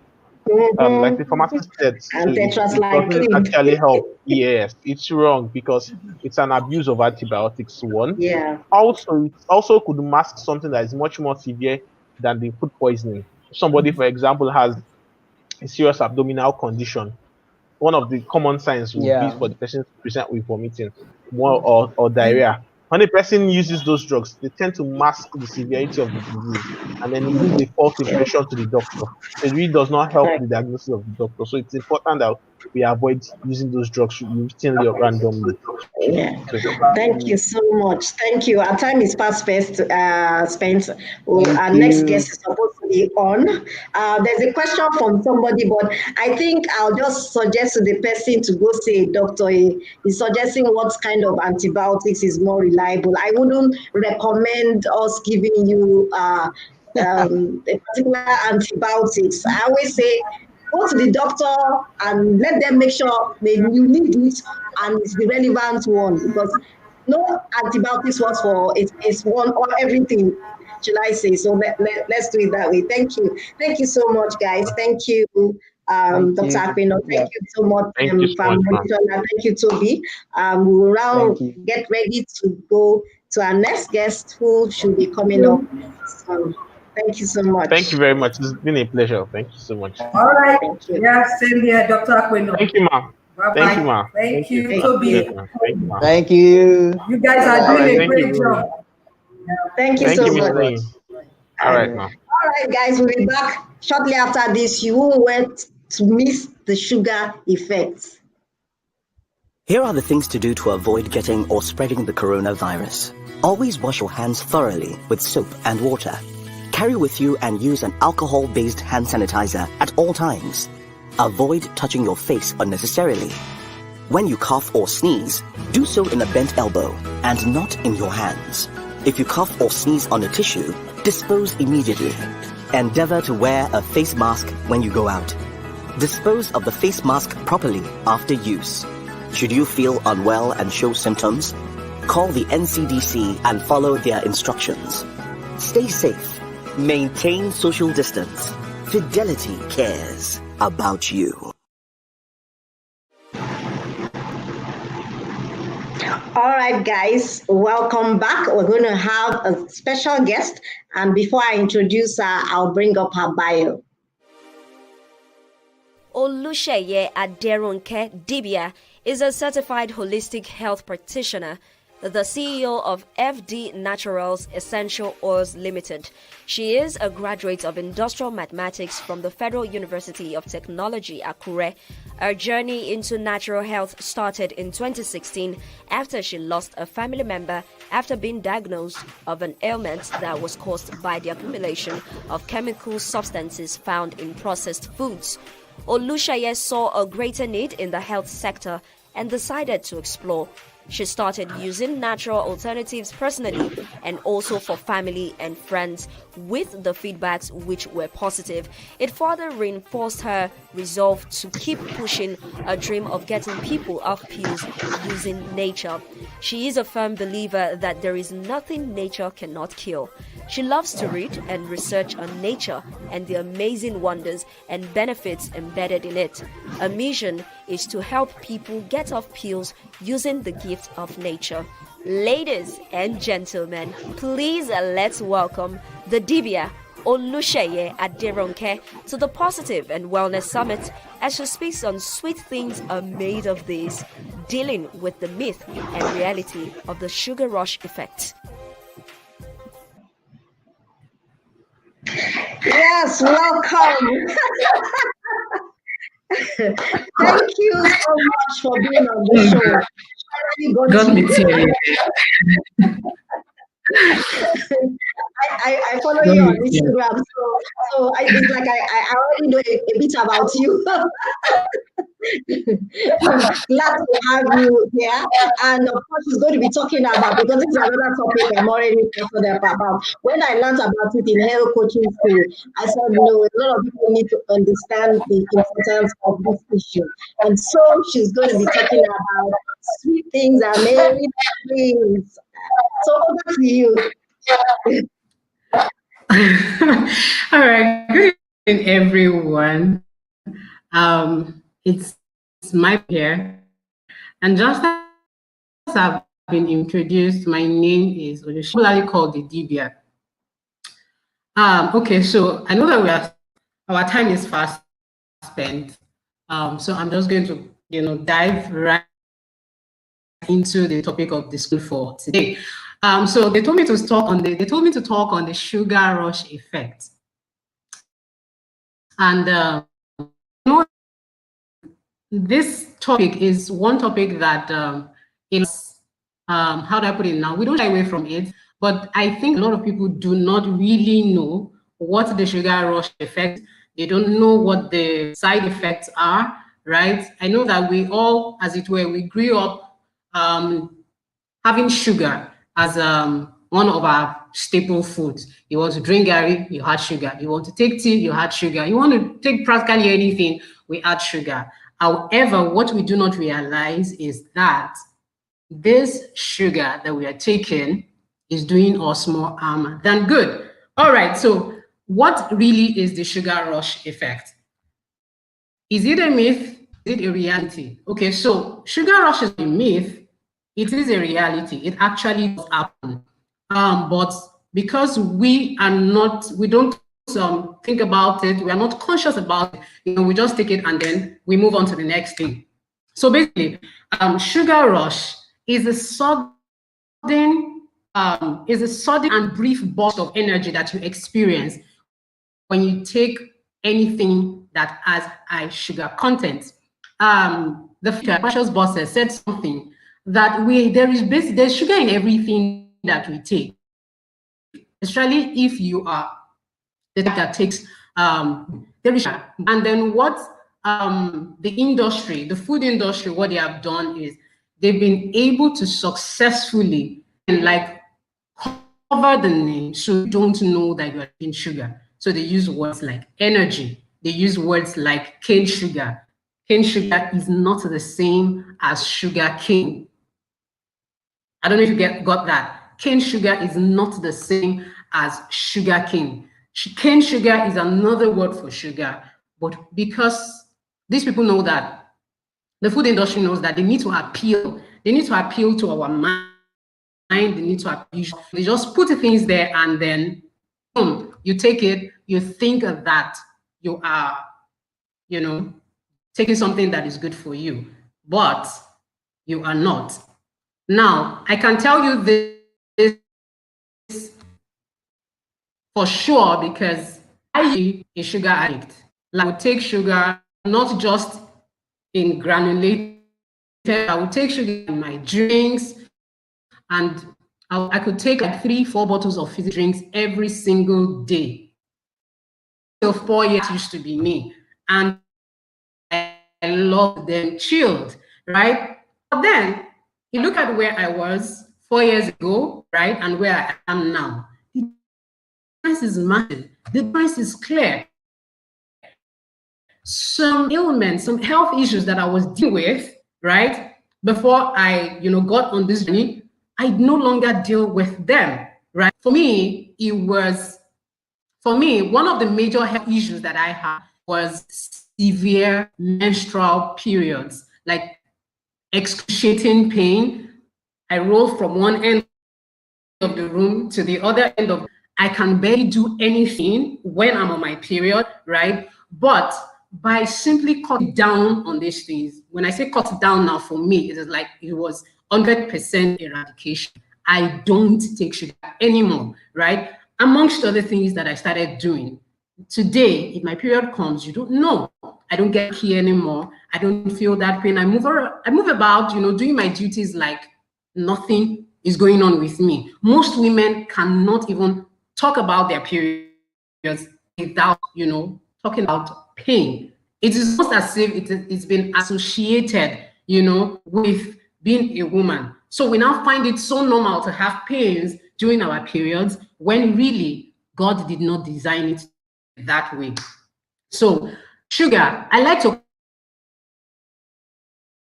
call sugar for the purpose of this summit. I've come to realize that until people really know a substance for what it is, they don't get the message. So I like to call these things, I call them poisons, because truly sugar has no nutritional benefit to you. For you, it does no good to your body.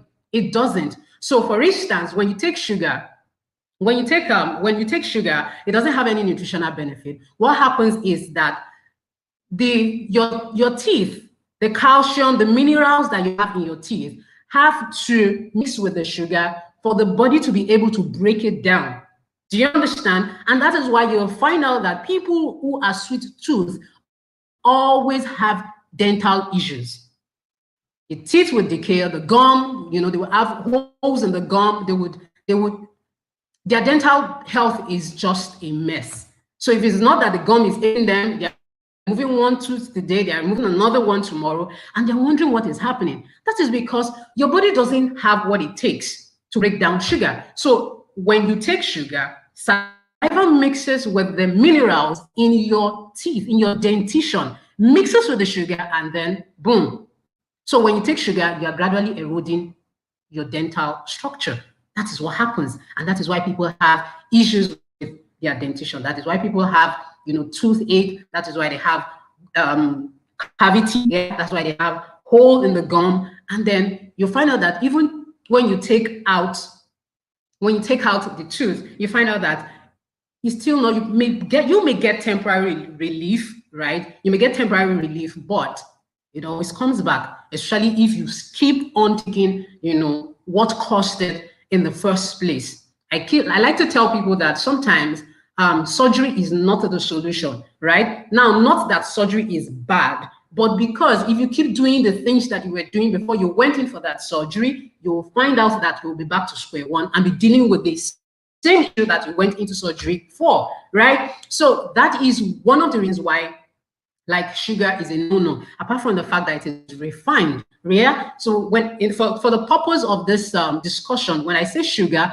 I am talking about refined sugar, which we also know as synthetic sugar. I am not talking about the sugar that you find in your fruits. I am not talking about the sugar that you find in natural foods, right? Because your body does not process synthetic sugar the same way it processes sugar in your fruit.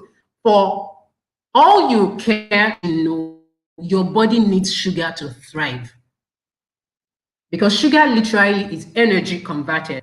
So you need sugar, albeit you do not need refined sugar, which is synthetic sugar. That's not what you need. What you need is natural sugar. That is what your body will benefit from.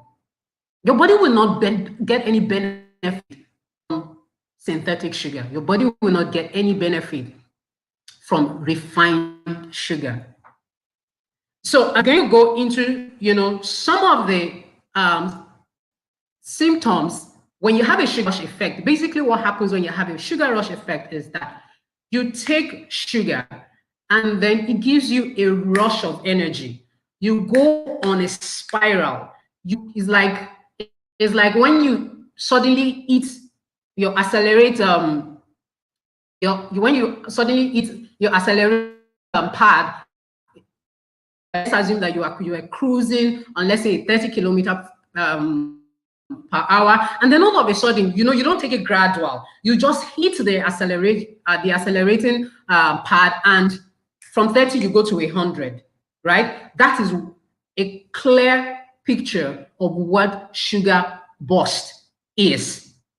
So it takes you from 0 to hero, and then you crash in a very short space of time. So when you now have sugar crash, which is by that time you've already exhausted, that burst of energy that you got from taking refined sugar. You get that burst of energy, but you see the same way it went up is the same way it's going to crash. And when it crashes, you start feeling lethargic, you start feeling tired, you start feeling dizzy, right? Like you literally cannot sustain yourself. And again, one thing that happens when you go on a sugar rush effect is that you increase your cortisol levels, you increase your stress hormones. Basically, that's what cortisol hormones, they are what we also call stress hormones. So you spike your cortisol levels, right? And then what happens is that you basically put your body under unnecessary stress. You put too much pressure on the liver. You put too much pressure on the liver. I am going to read something out to you, right? Sugar consumption inhibits the production of orexin, a chemical compound in the brain that stimulates the feeling of being awake. I don't know if you got that. Sugar consumption, it inhibits the production of orexin, a chemical compound in the brain that stimulates the feeling of being awake. So What I'm trying to say is this. You take sugar, this chemical compound that's supposed to keep you awake so that you can go about your normal everyday duties. When you take sugar, sugar rush effect blocks that compound from your brain, and it doesn't allow it to do what it is supposed to do, right? And that is why when you now have a sugar crash after a sugar burst, a sugar rush, when you now have a sugar crash, you start feeling sleepy, you start feeling dizzy. Why? Because orexin has been blocked out. So most times when you go on a sugar rush, you are doing yourself more harm than good. You're doing yourself more harm than good. If you have a child and you're here, you could do this experiment with them, right? Give them sugar to take and watch how they begin to react. Sugar causes hypersensitivity in the brain. So a child that probably was supposed to go to bed at 7 p.m., you give that child sugar at, let's say, 6:30, 6:45. I can guarantee you that child is not going to sleep by 6 p.m. Why? Because when you give them sugar, it sends a signal to the brain to stay active. So you start seeing that child jumping up and down, and you're wondering, why is this child so hyperactive? You're wondering, why is this child not tired? No, the sugar that you're giving to that child has simply increased their burst of energy. So the body that was already beginning to calm down before you gave that child sugar, all of a sudden picks up signal in the brain, and the brain is saying, keep working. The brain is saying, you have work to do, just keep being active. That energy has to be dissipated, and it's going to be dissipated in one form or the other, but definitely not by that child sleeping. You don't burn energy when you sleep. Your body's in a state of rest and sleep. So when you have too much sugar in your body system, the body, it's a normal phenomenon. The body is looking for a way to break that energy and dissipate it. And the only way is by doing one form of activity or the other. For adults, you just find out that you're just looking for something to do. What can I do? What can I do? And then you stay on it, and you find out that you probably stay up all night. You've not had any sleep, and that in itself is dangerous, because when you consistently stay on a sugar rush effect, you make yourself prone to hypertension. You make yourself prone to diabetes. That is what happens, because when you have a sugar rush effect, what happens is that it spikes your blood sugar levels.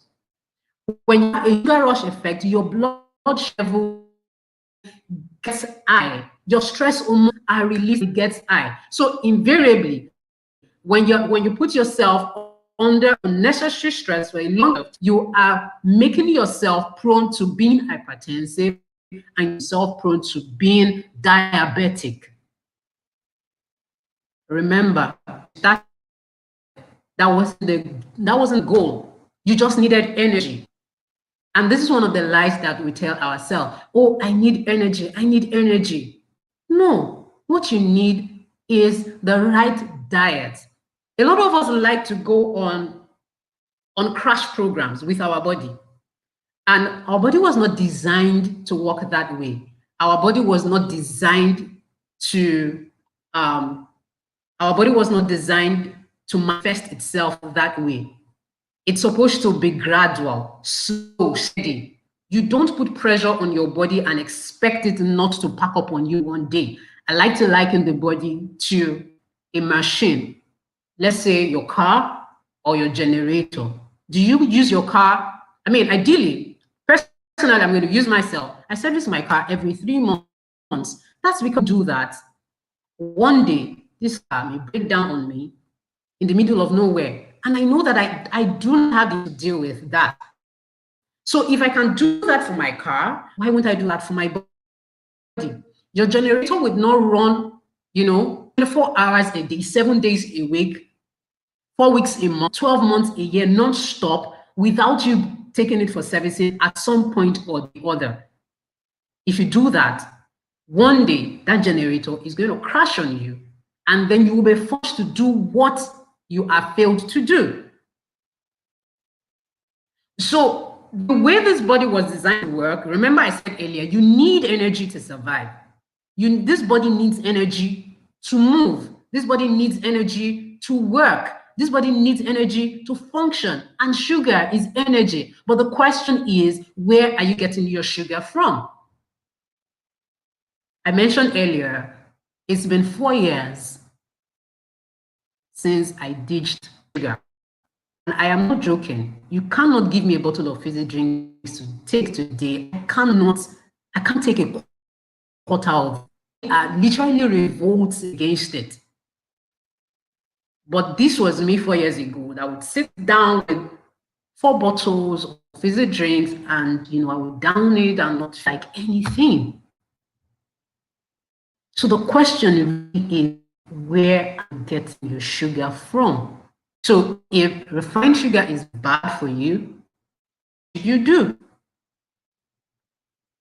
Take your sugar. We have fruits. They contain sugar. Fruits contain sugar generally. But that is the sugar that we need. And you see, as against refined sugar that would give you a burst of energy, no. Natural sugar does not do that. Natural sugar just literally builds you up gradually, enough for you to sustain whatever it is that you are doing at that particular point in time. So when you take your sugar from nature, what happens? Because really, when the energy that you need to go about your daily activities, that work is on your liver. So your liver, as it were, gives you energy that you need per time. Energy that you need per time, not all the energy at once that makes you go all out and then crashes you, in a split second. No. It's gradual. Releases energy per time. Then you don't put too much pressure on your liver. I wrote something down. When you take sugar, it suppresses your immunity for at least 5 hours, depending on the quantity of sugar that you take. When you take sugar, your immune system is suppressed for at least 5 hours, meaning that it can more than that. So when you go on a roller coaster ride of having sugar in your diet all the time, basically using your hands to weaken your immune system. And when your immune system is down, you literally made yourself open to infections. You've literally made yourself open to diseases. And that is one of the reasons why a lot of people deal with infection, especially infections like yeast. They feed off sugar. So you're dealing with yeast infection, and then you still, you take sugar and dairy. You are setting yourself up for trouble because it will never go away. It will never go away. You can suppress the symptoms, but it is still there. Why? Because yeast feeds on sugar. So you really want to be careful where it's the sugar source from. Children who have neurological disorder, sugar worsens their situation. Children who are autistic, who have ADD, ADHD, sugar worsens their situation because already they are not stable. So when they keep taking sugar, you are making them more stable. You won't be able to predict their next move because what sugar does is spike your activity levels. It sends a message to the brain. Food is information to your body. You don't just eat. For every single thing that goes into your mouth, you are giving your body information to work with. So it depends, depending on what you put into this mouth, which is the gateway, right, to the brain. Depending on what you put in there, your brain will pick it up and process it. If it is good, it will process it as such. If it is bad, it will process it the same way. Your body is like a computer. It is garbage in, garbage out. What feed it is what it's going to give to you. What you give it is going to give back to you. It is very, very, very natural. You cannot break that cycle. if you don't want to be in age, all bent, you know, needing the assistance of someone to help you walk, to help you do things, it is largely dependent on things that you're doing now with your body. I tell people that what you do with your body now, you will reap the benefit 30, 40 years down the line. For some, you will reap it almost immediately, but most of the time, the effect, you see it 40 years down the line. So basically, that is what the sugar rush effect is. So now, when you have a sugar, the side effects, I've mentioned some of them. Is one is that it's pressure on your liver. How? It makes your liver or your pancreas, I can't remember which one exactly, but your pancreas, the organ that is responsible for insulin production, yeah, I think it's the pancreas. And your pancreas and your liver, they work closely together. So when you put too much pressure on those organs, because you add a sugar rush effect, it allows those organs to overproduce insulin, meaning that the insulin that your body doesn't need, you are allowing your body to produce it. And you see the liver, what the liver does is that the liver is a shock absorber of the body. When the liver senses that, oh, you don't need this thing, it is toxic to your body, it absorbs it. Liken it to the shock absorber of your car. There is a limit to your shock absorber can take. You use it today, you go into a ditch, bumpy ride, can take it. But if it continues like that, it is only a matter of time before your shock absorber will go bad. So when your shock absorber goes bad, what happens? You need a replacement. Unfortunately, the liver is something you can go to the market and say, I want to buy. You would need a donor. So the question is, do you really want to put yourself in that type of fix because your sugar intake? Do you?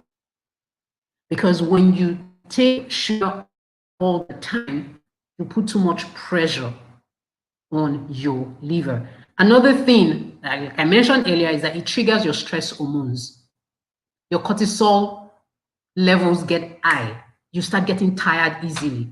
So you find out, oh, I slept for 8 hours, but I woke up, it just didn't feel like I slept at all. Your stress hormones are high. That is what sugar does to your body. And then you're tired. And stress not properly treated would lead to hypertension.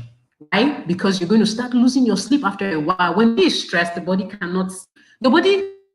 wants to be in a calm place for it to be able to rest, for it to be able to sleep. So the moment you start losing your sleep, you're setting up yourself for high blood pressure, which is one of the leading causes of death all over the world, not just in Africa, not just in Nigeria.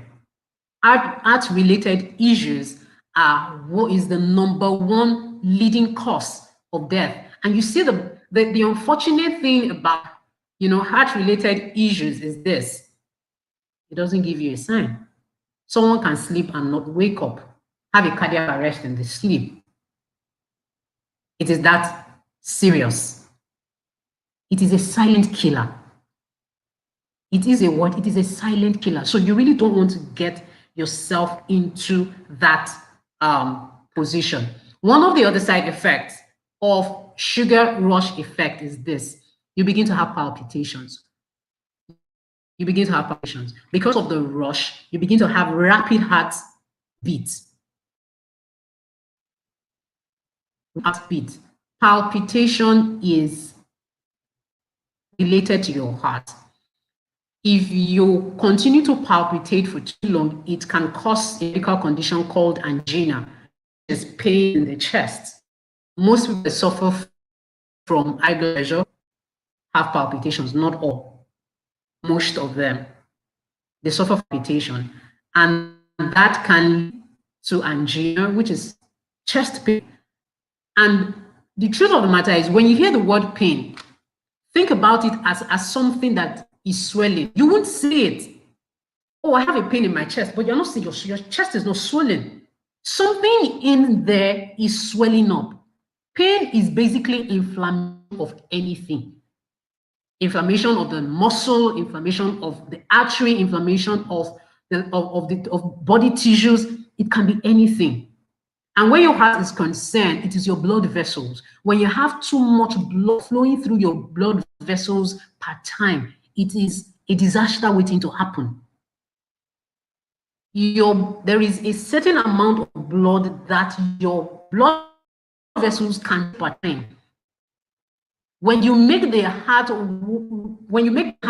work hard and it starts a rush of blood, what happens is that there would be an inflammation of those blood vessels. You begin to feel them as pain. Your chest looks normal, but something is swelling inside of you. So you really don't want to go down that route. Another thing is that it increases uric acid in the body. That's another side effect. It increases uric acid. When you have uric acid, it simply means that there's something they call cell shock, like electricity shock. When you have a burst, when you go on a burst of sugar all the time, you shock your cells. When you shock your cells, you make your body prone to having high level of uric acid. Uric acid causes gout, G-O-U-T. Most people that have gout think they have arthritis. Usually, they have it at the joint areas of your body. Some, your toes, especially the big toe. People think it's arthritis. Sometimes it could be on the knee. But it is as a result of high uric acid in the body, which most is as a result of sugar in your bloodstream. So the dangers far outweighs benefit. In fact, like I said, there is no benefit. Sugar doesn't benefit your body in any way. It doesn't. Research has shown that sugar can disrupt the endocrine system. The endocrine system is a collection of organs. It's a collection of organs in your body that are responsible for fertility. So it is not surprising that a lot of women are having fertility issues these days. Why? Because endocrine system is messed up. You can't talk about reproduction. You can't talk about reproductive health and not talk about the liver. And I just explained to you the role that the liver plays, the role the liver plays in absorbing toxins in the body. The liver can only take so much. You stress it, it will break down. Just like a car can break down on you if you don't take it for service. Just like your generator will break down on you if it is not serviced correctly. So you don't want to go down that route at all. At all. You don't want to. So I know that some may be asking, okay, if I'm not taking sugar, what should I do? The funny thing is that I tell people that there's nothing you're looking for that is synthetic, that is refined, that you will not find in nature. I mentioned it earlier, you can get your sugar from fruits. Carbohydrate is sugar. Do you know that? But it is natural sugar. The body will still convert it to energy. And you still have the energy that you need to go about your daily activities. I can't use sugar. What can I use? You have dates. You have stevia. You have honey.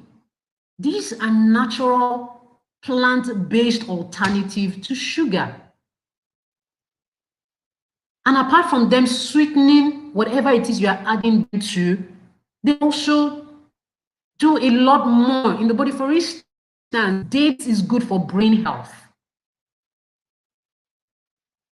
Honey is good at fighting infection in the body. pure original honey, not ones that have been mixed with sugar. Do you understand? So it's a whole lot.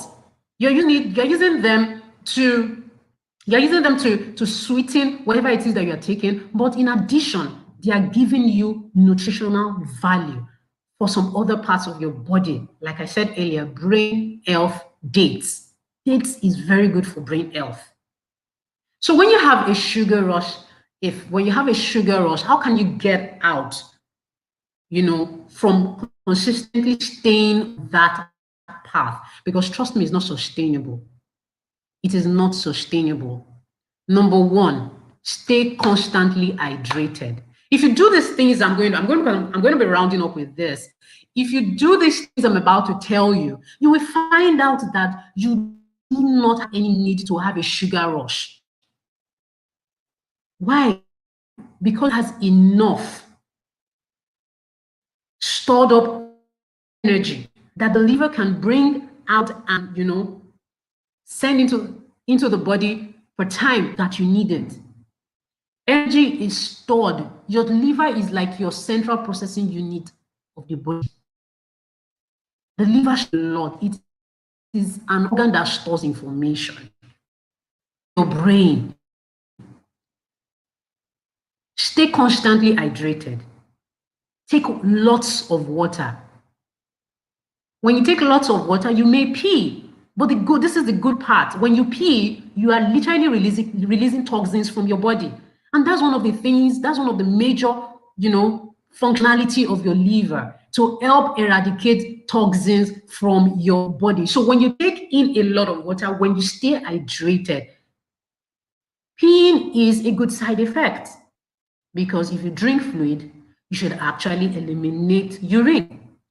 And one of the ways the body eliminates toxins is by urinating, amongst, other avenues, sweating, bowels, and all of that. And don't wait until you need sugar to take sugar. I don't know if you got that. Don't wait until you need sugar to take sugar. It has to be lifestyle, consistent lifestyle. So you wake up every day, you have, grab a bowl of fruits or something.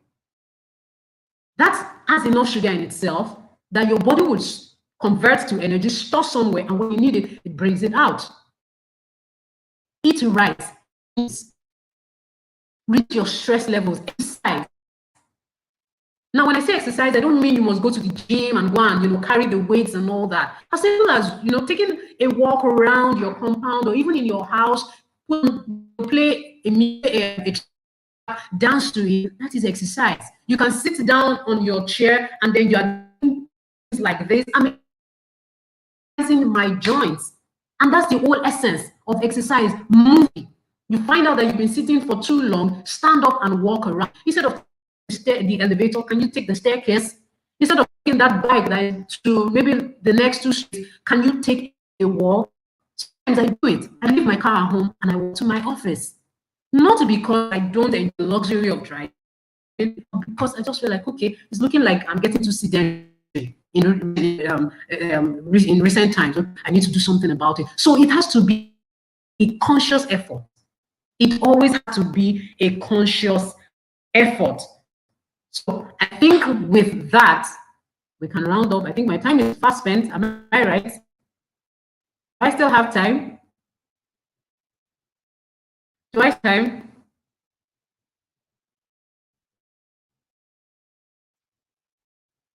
Okay, I can't hear.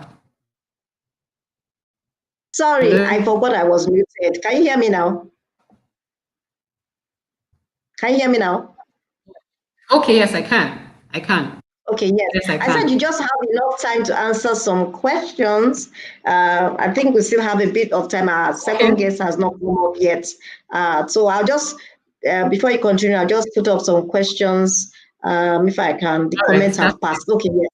That somebody says, but what of children? Do they need sugar to sustain their hyperactivity? Although I think you technically answered that, but I think you can explain further for the person. Yes, they don't need sugar. Like I said, the sugar is not the problem. It is the source of your sugar that is the problem. So if you're going to give your child sugar, the question is, where is that child getting the sugar from? If a child takes sugar from fruits, that child will not be hyperactive. The child will be normal. Do you understand? It's the child do things that will make you start chasing the child up and down. I said you should keep quiet. I said, no, the child won't do that. Refined sugar will do that.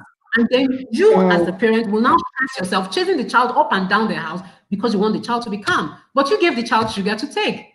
So the child is just manifesting what is in the body. Help it basically.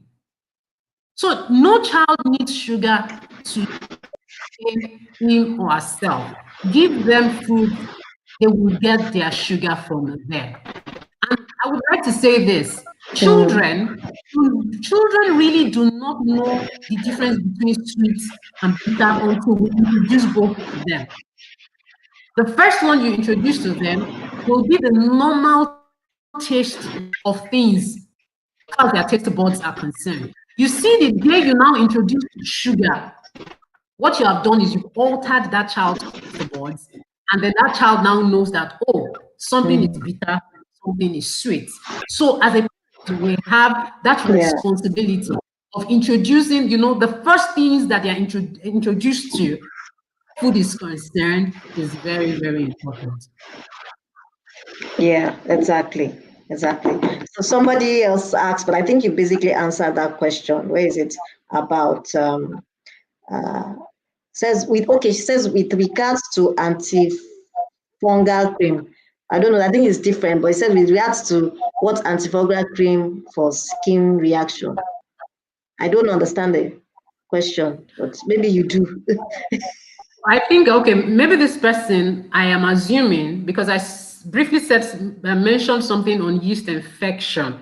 I don't know if that is the angle this person is coming. Okay, I think it's for the previous guest that has gone, from what I see. Yeah, yes. So let me scroll up. Also something about dates and honey. Okay, dates and honey. You didn't answer that. Okay. Okay, I lost you. Okay, I said that the person was asking whether dates and honey. I think you really answered that question. Can you hear me? Hello?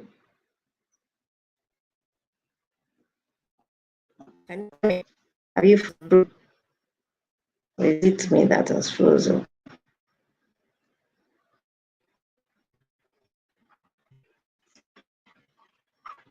Hold on. We have somehow. And is frozen.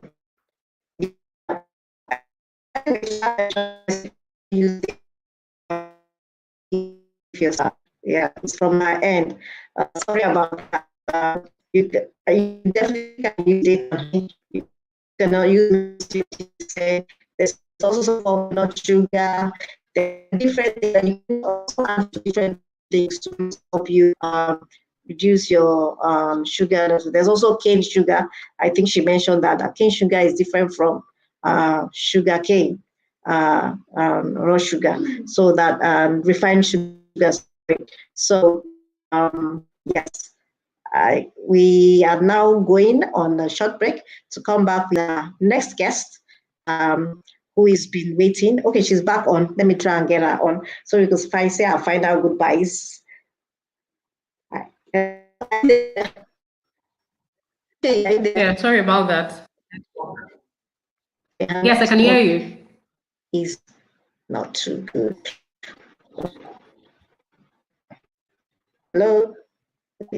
Hello, I can hear you. Let me remove that. All right, no problem. We'll be on the break and then we'll get back to you as we start. Okay, I think I've got her now. Hi, our next guest is waiting. I can hear you now. All right. So sorry about that. The network tripped off. Yeah. Yes, I can. I can. Yeah. Okay, yeah. So I was just explaining about the dates and honey and giving them alternatives to dates and honey as well. And maple syrup, a bit expensive, adding fruits to your cereal or whatever you want, and that makes it sweet in itself. You know, there's different things you can In fact, add. in fact, you find that when you had fruits to your cereals, you find out that you really don't even need any sweetener. For instance, if you add things like apple and banana, even pineapple, those are sweet fruits. By the time you add them to your cereal, you find out that you really don't need sugar or any sweetener. You don't even need honey. You don't need dates because naturally sweeten whatever it is that you're taking. So you're taking your sugar, which is safe and good for you, and at the same time, the benefits of those fruits, you are also taking them. Yeah, exactly. Thank you so much. I'll check if there's any more questions. Yeah. Gina says she really enjoyed the topic. Thank you, Ma. Olumide says, thank you very Gina. much. Thank you. Yes. Okay, there's a question here Thank from you too. Joy. Joy says, can excess sugar in the body lead to skin irritation? Yes, because sugar basically inflames the body. So when you have when you have any skin issue, it is an inflammation of the skin. The severity differs. Yeah, some people it's mild. They're just like, oh, it's just a rash, it's just an irritation. Some people it gets as bad as they have eczema, psoriasis, and they just have all sorts on their skin. So yes, it's not even just about excess sugar. Sugar in the body, refined sugar now, synthetic sugar now, would cause skin irritation. Basically, it's an inflammation of your skin. Yes, irritation is just a mild way of putting it, but it is actually an inflammation of the skin. All right, then. Thank you so much for honoring our invitation. All right, guys, if you've enjoyed Oluseyi's talk, give her fire emoji. She can see it later. She doesn't want to see it now. I'll give her some fire emoji, some claps, Thank her for giving us all this about sugar. And I hope we'll be able to not only have we listened, but we'll be able to take action and try and reduce sugar. It's a gradual process, remember. It's not something that can be done overnight. But reducing it and you'll get there. Thank you once again. You're welcome, ma'am. Thank you so much for having me. Thank you. All right then. Bye. Bye. Okay, guys, we're in the last leg and we've got our final guest in the house.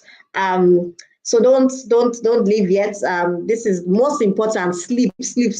Everybody talks about sleep. There's always arguments. I only need 4 hours because I need to hustle, walk. Oh, you must take 7 hours. So we're going to find out what is the real truth about sleep and how sleep is important to our bodies. I'll be right back after this. Here are the things to do to avoid getting or spreading the coronavirus. Always wash your hands thoroughly with soap and water. Carry with you and use an alcohol-based hand sanitizer at all times. Avoid touching your face unnecessarily. When you cough or sneeze, do so in a bent elbow and not in your hands. If you cough or sneeze on a tissue, dispose immediately. Endeavor to wear a face mask when you go out. Dispose of the face mask properly after use. Should you feel unwell and show symptoms, call the NCDC and follow their instructions. Stay safe. Maintain social distance. Fidelity cares about you.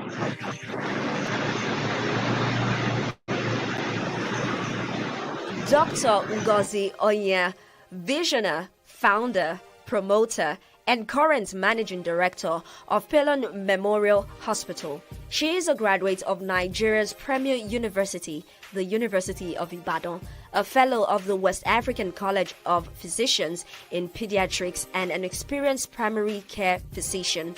She possesses an MBA from the prestigious Lagos Business School of Pan-Atlantic University, Lagos, and a certificate of travel health by the International Society of Travel Medicine.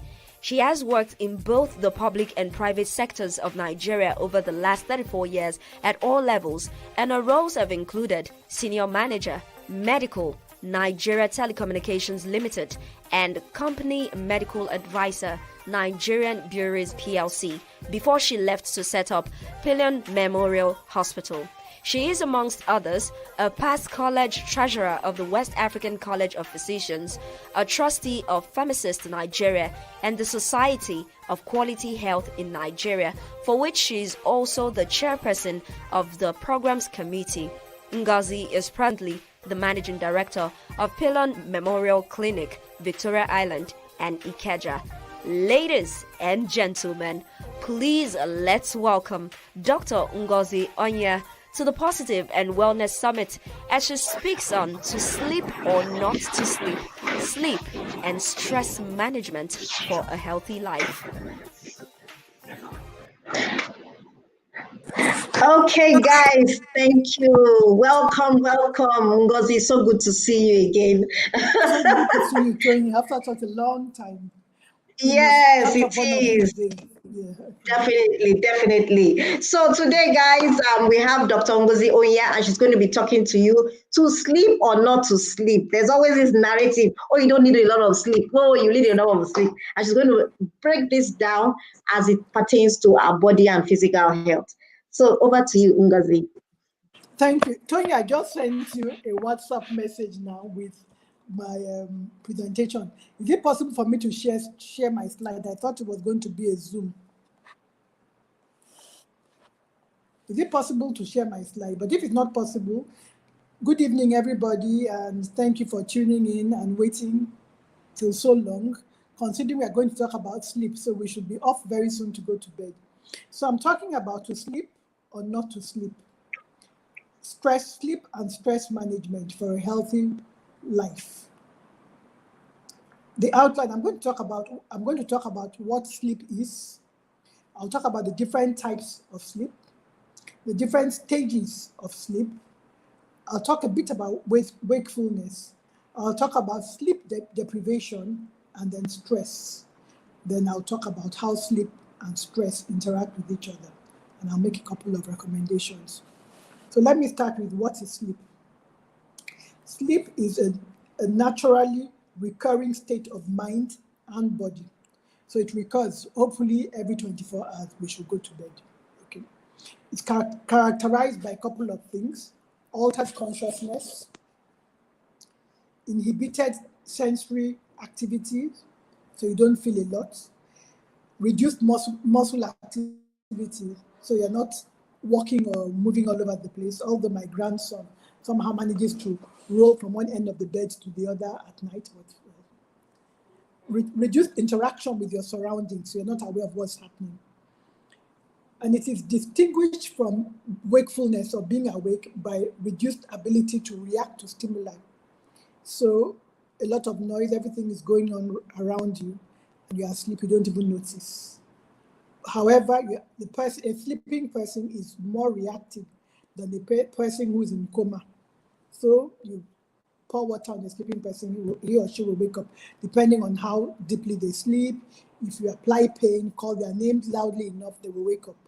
The person in coma may not respond to those stimuli.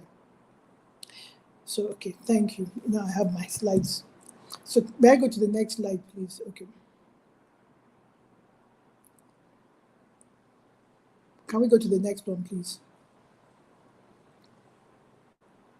Okay, so there are different types of sleep. There's the REM sleep, in which, so REM means rapid eye movement. And there's paralysis of the body. That's when people dream. It's an anabolic state. So it's a state where you are building up your body. You are replacing dead cells. You are revitalizing your organs. So you are building up. That's when children grow. For adults, that's when we replace the vital parts of our body.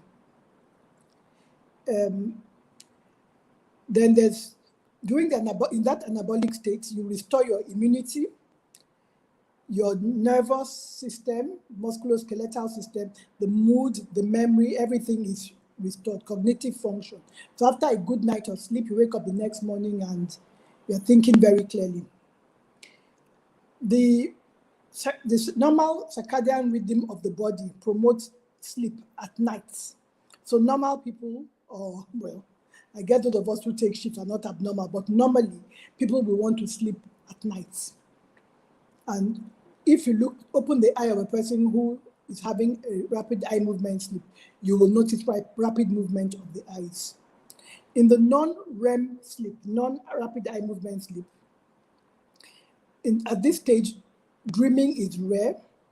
The muscles are not as paralyzed. So you go first the non-rapid eye movement, then into the rapid eye movement. So the muscles are not as paralyzed. So that's when people can sleepwalk. And then there's parasympathetic dominance. So there's more, the parasympathetic nervous system is the system that the fight or flight type of the part of the nervous system. So that's more active during the non-REM sleep. Can we go to the next slide, please? The next slide, please. Okay. So there are different stages of sleep. I think we passed to, can we go to the previous one, please? We've gone to 2 slides now. Can we please go to the previous? Okay. So stage 1 is just the transitional phase. So you're feeling drowsy, about to fall asleep. Stage 2, almost 50% of sleep is in this stage. At that point, the heart rate slows down, the body temperature drops a little, and the muscles relax. So we spend a lot of our time in this stage. Almost 50% of your sleeping time is in this stage. Can you please go to the next slide?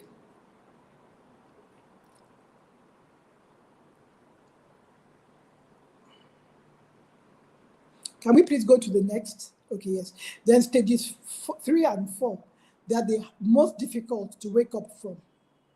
At that point, you are really fast asleep, really, really fast asleep. So at that point, the blood pressure drops even further. The breathing is deeper and slower and more rhythmic. There's very little muscle movement, so you're at rest. That is the stage in which children bedwet because they are so deeply asleep that they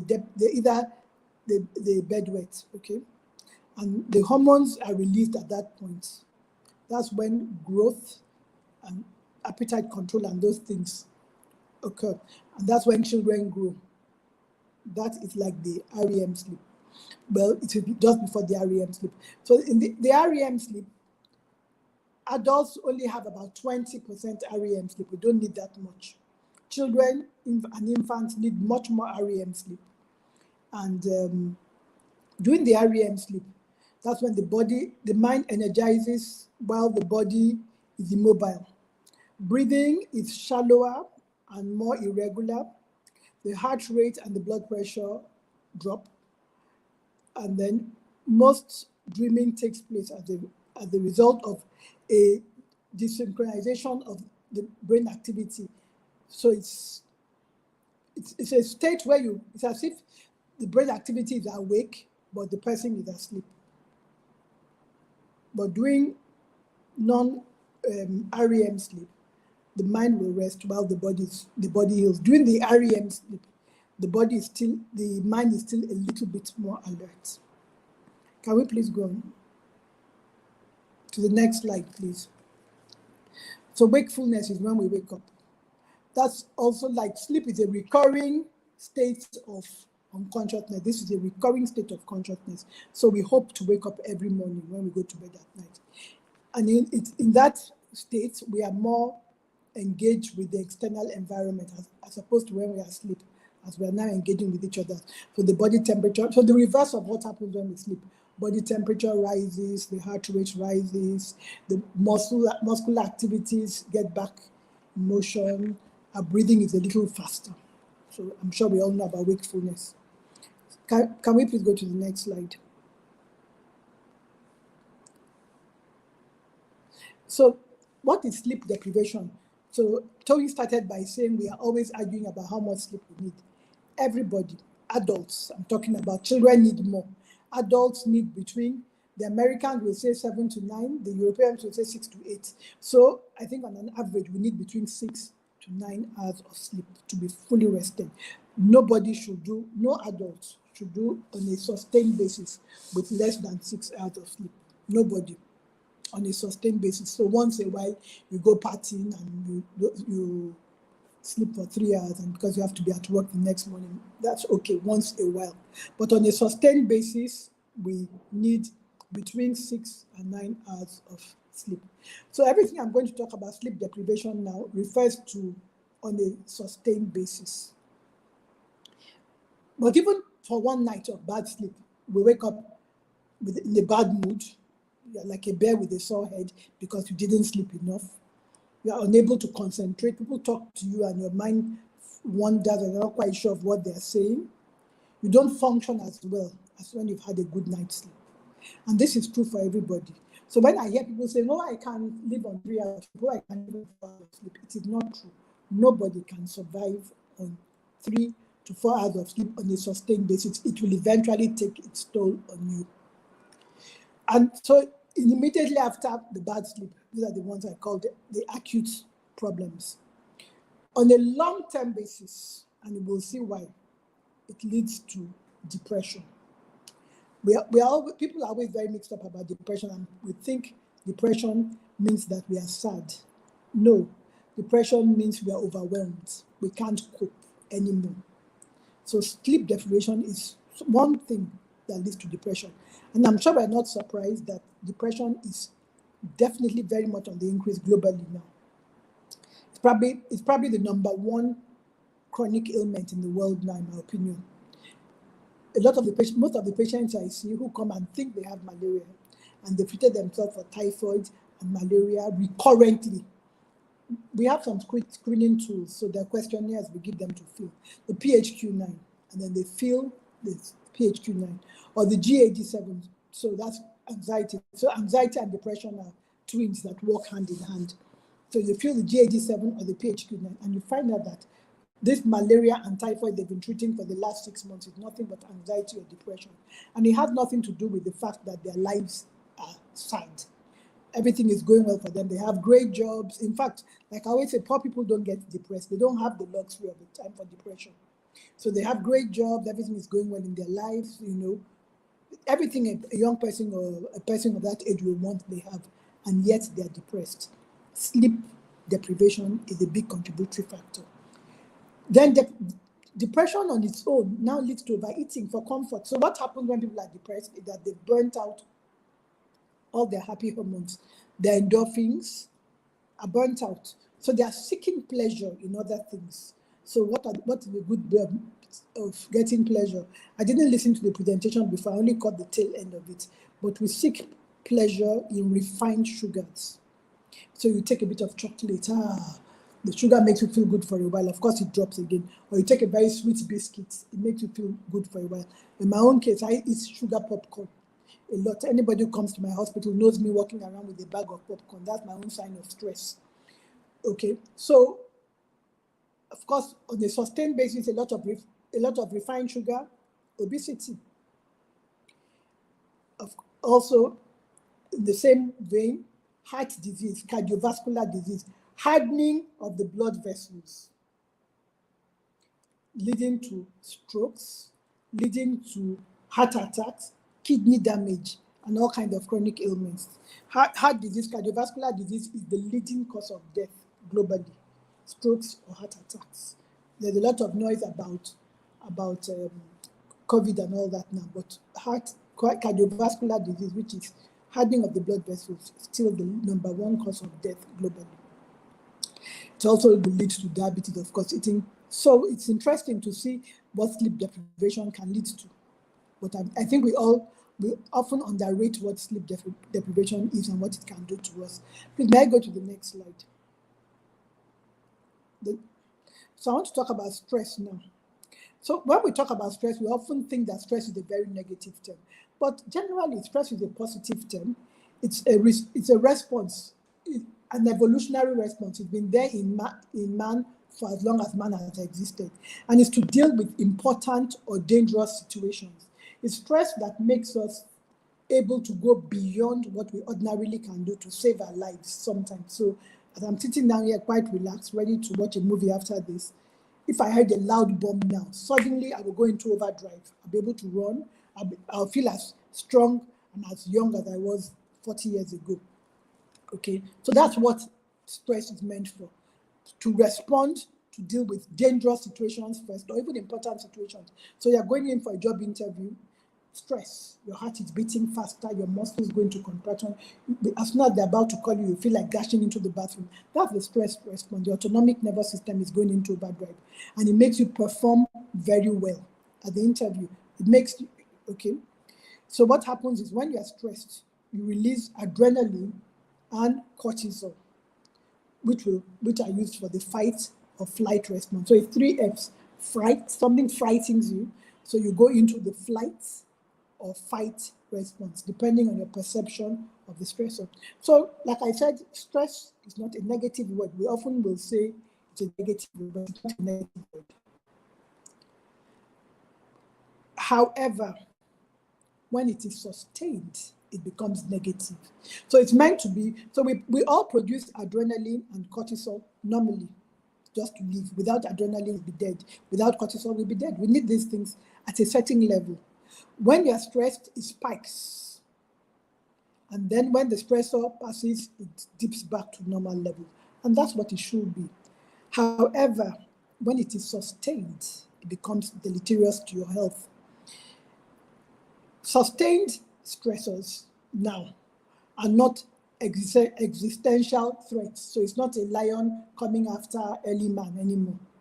So sustained stressors are a bad relationship, badly behaved children, work you don't like, a terrible boss, traffic in Lagos, a noisy neighbor. So they're not things that will kill you, but they're there all the time, niggling at you, and you're producing your stress hormones, adrenaline, cortisol, not necessarily at the very high levels, but you see in the middle of that constant adrenaline is somebody who's blocked your car in the car lot, it's somebody who crosses you badly when you're driving in traffic, it's your employee who does the exact thing you've told them not to do just because they don't think you're around, it's your boss who gives you deadlines that are unrealistic and so on. So those are all there. And then in the midst of all that, sometimes also big things will happen and you will still spike. And when it is sustained, it will eventually lead to many things, depression, anxiety, many of the things I talked about, but including sleep deprivation. When you're very worried, you go to bed, you can't sleep because you are aroused all the time. Because you have adrenaline. When I say arousal, I'm not talking about sexual arousal. I'm talking about just being alert. So you're very alert. Your mind is wondering. You're wondering how to cope with this problem, and then you can't sleep. Okay. Apart from many other things that come with stress, many illnesses that come with stress. It's a good time to mention them. Ulcers. It's very interesting when I see people who say, I'm supposed to be talking about sleep, but I'm talking about stress now. But it's interesting when you see people who say things like, oh, I have an ulcer. You produce a lot of acid in that state of stress. So you will have tummy ulcers. Generalized body aches. Your muscles go into contraction in that fight or flight mode. So your muscles will eventually ache you and you will start having pain all over your body. Blood is flowing to your brain, so you will have headaches. Sometimes some people are wanting to pass urine all the time because the whole idea of fight or flight is to make yourself as light as possible to fly.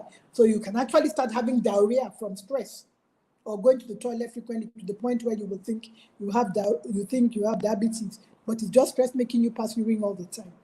And then All this, of course, your heart beats faster, so you get palpitations. Your heart rate is persistently high. After a while, it will push your blood pressure up. But you see, these are the effects of adrenaline. What about cortisol? Cortisol is a steroid. If you have cortisol high in your system all the time, it depresses your immunity. If anybody who is on long-term steroids will tell you that they know that long-term steroids leads to depression of the immunity, frequent infections. Every small cold that passes by, the person will catch, the stressed person will catch. And in my opinion, it hasn't been proven. In the long term, I think it can actually lead to cancer, a depressed immunity. So stress can be very negative when it is sustained. But like I said, generally it is positive. It was put there by God to help us deal with dangerous situations. So it becomes a vicious cycle. Can we please go on to the next slide? So sleep and stress are closely linked. Stress, as I explained just before, can adversely affect sleep, the quality and the duration of your sleep. The depth, we talked about the various stages. So the depth of the sleep and the duration of the sleep. On the other hand, sleep deprivation can increase stress levels. Just the fact that you're not sleeping already, you wake up, stressed. So that's a stress of sleep. So it becomes a vicious cycle. Okay? Both stress and sleep deprivation can lead to lasting physical and mental health problems. I've talked about them. Anxiety, generalized anxiety can be a crippling problem. There are some people who are anxious all the time. They're anxious about what they don't know why they're anxious. They just know that they're anxious. They can't sleep. Their hearts are beating fast. They're anxious about everything. Maybe this will happen, or that will happen, or that one will happen. And they're constantly worried. And when anxiety stays long enough, it leads to depression. Depression can be a debilitating illness, paralyzing illness, makes it impossible for the person to function normally in society.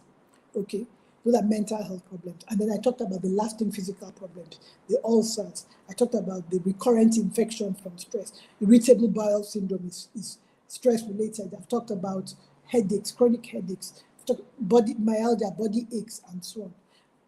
Cardiovascular disease. I've talked about obesity. I've talked about so many things that can result from sleep and stress. Indeed, a nasty vicious cycle.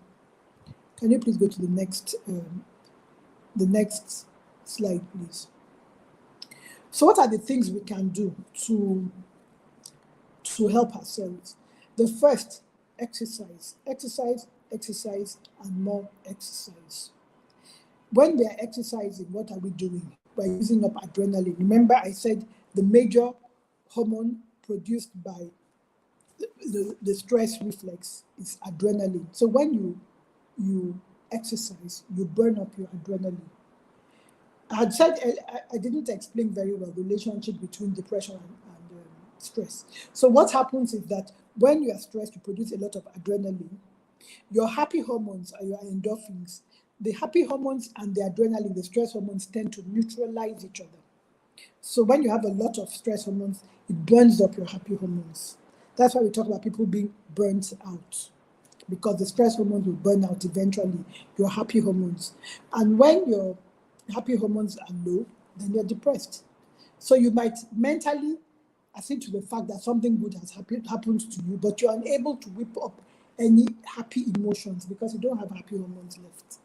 But when you exercise, you use up your adrenaline, your stress hormones, and you give your happy hormones a chance to rise. So for those who exercise, you know that there's something called the exercise high.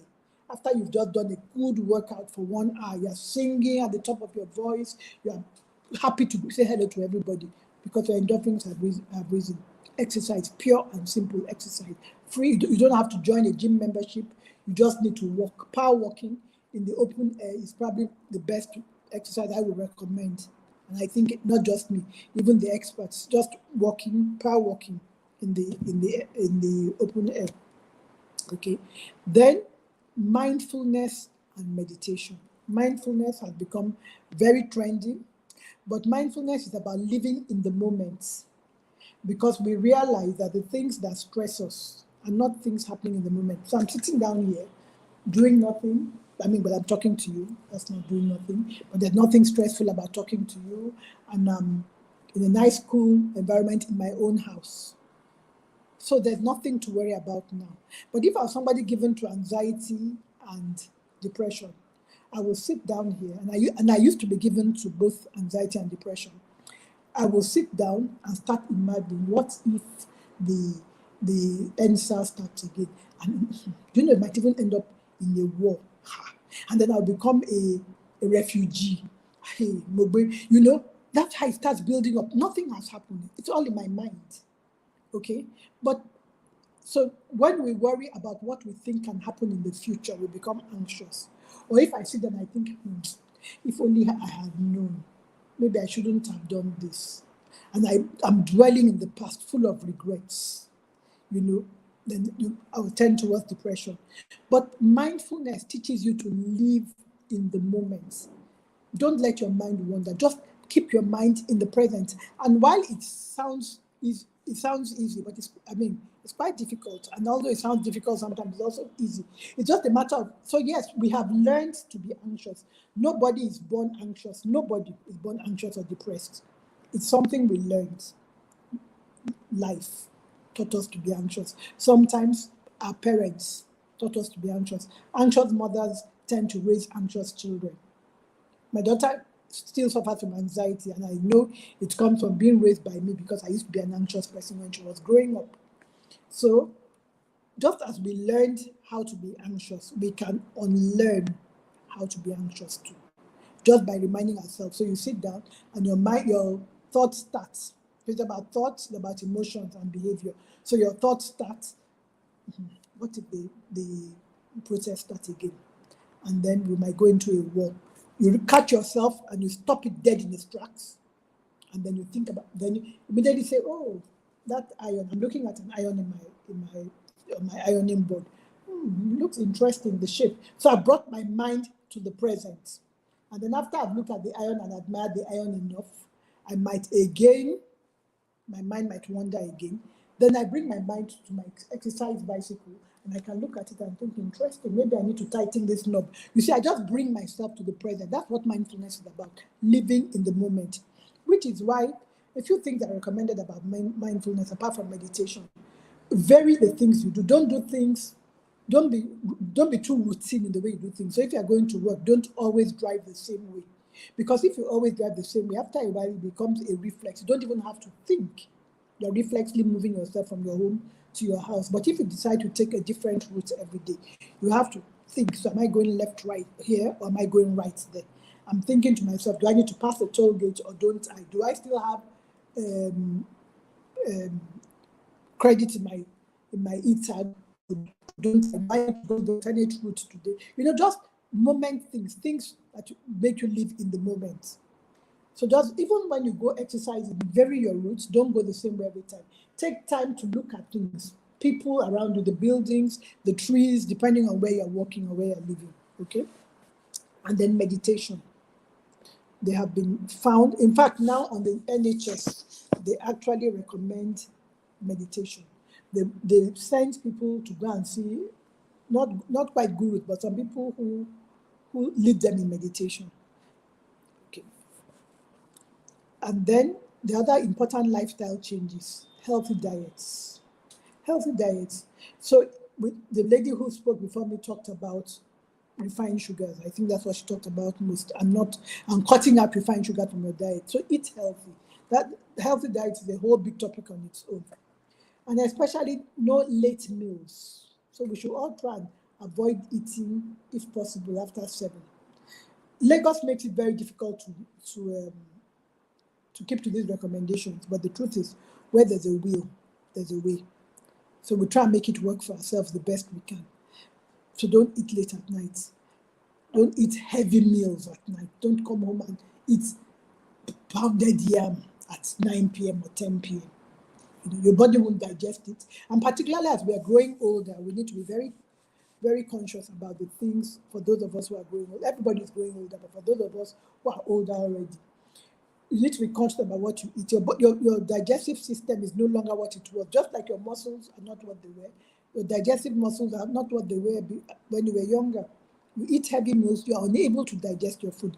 Then you will wake up in the middle of the night. It will interrupt your sleep with reflux, and you'll be unable to sleep. Or you can actually choke in your sleep because the food can reflux and choke you in your sleep. So no late night meals, no heavy meals at night, and balanced diets. We should lower our caffeine and our alcohol consumption. You can't drink 5 cups of coffee, strong coffee through the day, and expect to sleep well at night, which will reduce caffeine and alcohol consumption. And while alcohol may make you feel drowsy initially, the truth that in the long run it ruins your sleep. It gives you a headache at night, and you don't sleep as well when when you are drunk as when you're not, or when you've had too much to drink. Which will avoid taking work home, answering emails. One of the biggest problems that I've seen in the world now that's causing sleep deprivation, and I'm sure you notice me adjusting myself to discuss, the internet, social media, a big, big problem that has now been worsened also by the lockdown. So 2020 has been a year when social media has become all we have to do. For people who live alone, who are single, you don't have a companion at home. So the only way to interact with your environment is through your phone or through your tablet or whatever. And so we've all become addicted. And it's the real addiction. It is not, when we say we are addicted, it is just like being addicted to alcohol, that's a drunkard, being addicted to benzodiazepines, drugs like Valium and so on. Being addicted to cocaine or hemp is the same kind of addiction. Every time, I remember the BlackBerry, which was the first smartphone, I think. Every time you saw that, the blue light on the BlackBerry, it triggers endorphins in your brain. It actually triggers, and that's the way addiction is formed. It gives you pleasure the same way for those who smoke weed, a hit of weed will give you pleasure. So after a while, you get addicted. You start feeling withdrawal symptoms when you don't have your phone. When you're on the plane for too long and they don't have Wi-Fi on board, you start feeling nervous because you haven't looked at your phone. And the minute you land, the first thing you do is look at your phone. We did get ahead. I was talking about the fact that now I understand very much why. Sorry, I tell stories and I digress a lot, but it comes with age. I understand very much why Boris Johnson was giving so much credit to the nurses who looked after him when he was in intensive care. And I said, because the nursing care is probably the most important part of intensive care. And I run an intensive care unit. And every time I walk by, I find the intensive care nurses on their phones. How are you on your phone and watching your patients? So what it is let me quickly look. And then you quickly look and you see one thing and then another thing. And before you know before you realize it happens to the best of us. You've spent 1 hour on the phone when all you wanted to do was spend 2 minutes on the phone. It is a real addiction. So when I said today that I think everybody, when they come to work, will have to check in their phones. During their break time, they will have access to their phones for a while. And then after their break, they will check it in and when they're going home. Sounds a bit draconian, but sometimes that might be the only way you can free people. Some people are able to govern themselves, but many people cannot. They're not bad people. They just are addicted to the phone and the internet. And that is responsible for a lot of sleep deprivation. So people stay up till 5 a.m. I know people who stay up playing online chess, people who stay up playing online games, or just chatting. And then because the world is interconnected, I belong to a chat group, my classmates from medical school. We have classmates who are doctors in Australia, and we have classmates who are doctors in North America, and we are here in West Africa. So that group is never silent. So when the people in Australia are waking up, the ones in America are sleeping, and vice versa, and so on. And then there are some people I notice who are constantly responding. So you look in the morning, they have something to say every time. Okay, we are in our 60s now, and many of us are retired. But it means that they don't sleep well either. So this is one big problem. And then now with the lockdown and working from home, what you find is that people are actually working harder because there's now no line between work and home. So work is home and home is work. They've all blurred into each other. And we are not able to make the separation or the distinction. So I get worried when I go to the home of young people. I won't say which young people in case they're listening to me. And I find mommy on her phone, daddy on his phone, grandchildren on their tablets, 4 people, members of the same lovely young family, everybody on their own. And who knows how long it will go on for. So, yeah, that's a big problem. We should avoid taking work home. We should find a way of reducing. I have a friend whose husband, they're both Dutch, but her ex-husband now. He has refused ever to get a smartphone. For as long as I've known Hans, he just had a regular, like Nokia 2310 or whatever it was called, 22, something, that phone anyway, regular phone. That's all he's ever had. He's never owned a smartphone.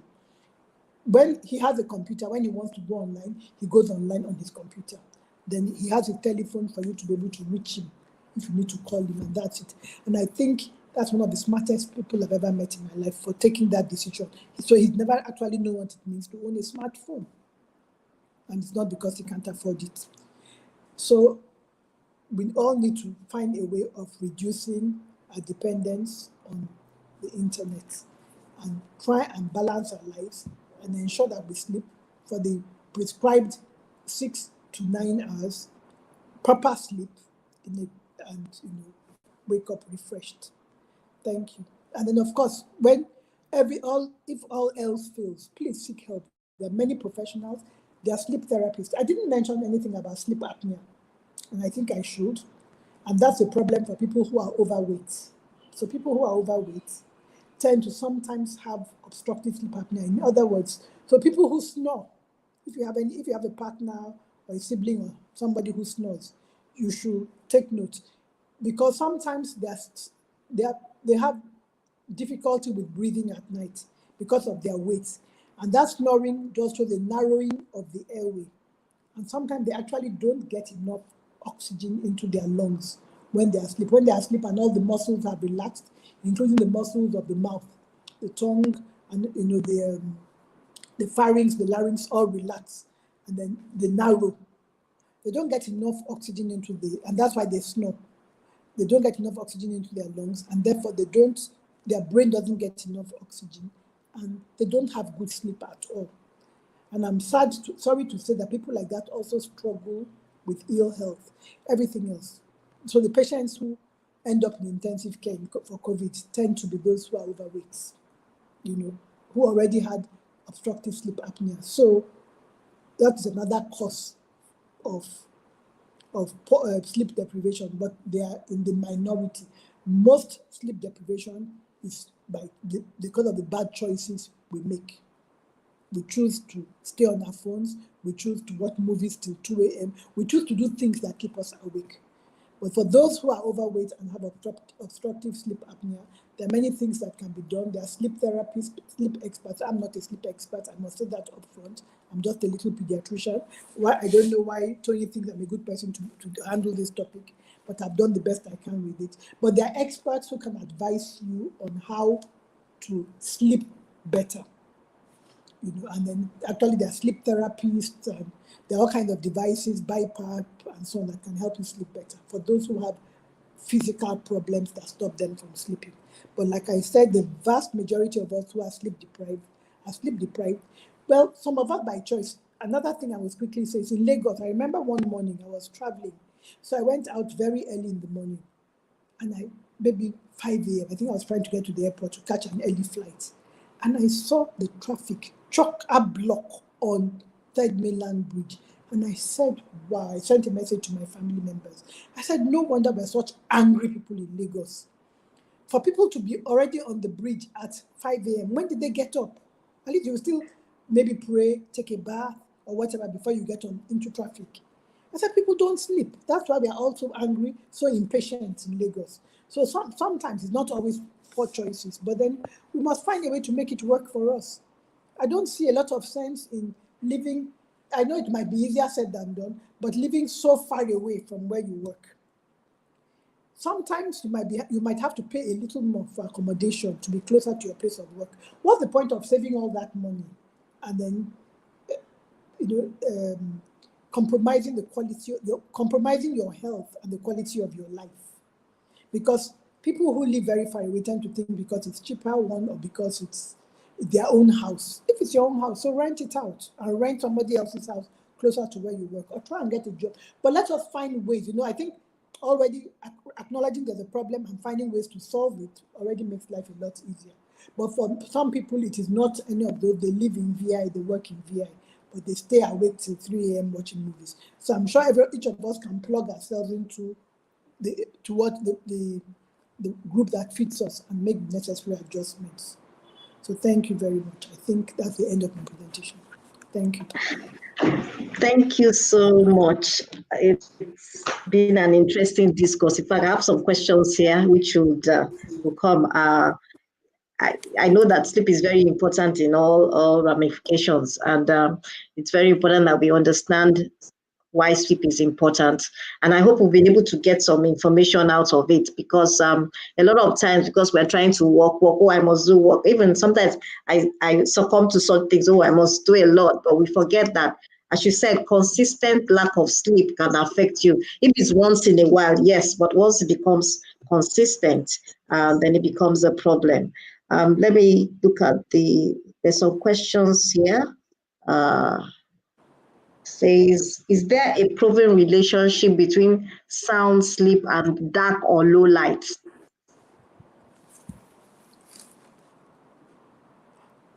I think so. That's not something, like I said, exactly. I'm not a sleep expert, but our normal circadian rhythm makes us sleep when it is dark. So yes, there must be a relationship. And I know that countries, like the Scandinavian countries, where they have sometimes very long summers, very long daylights, and then very long darkness, they tend to have more mental health problems because their sleep is disordered. So yes, I think there is a proven relationship. I don't have a reference for it, but it's an interesting question. When I'm done with this, I'm going to look it online. But I'm sure most of us know we cannot sleep when the lights are on. We want to put off the lights when we want to sleep. So yes, there must be a proven relationship. Exactly. Then I don't know if this is something you can answer. Somebody is saying, why do some people, while sleeping, have their eyes opened? Their eyeballs may or may not be rolling, but their eyes are opened. Well, that's why do some people sleep with their mouths open too? Same thing. But when their eyeballs are rolling, that's when they're having the REM sleep, the rapid eye movement sleep. So it's just not individual variation. I don't think there's anything significant.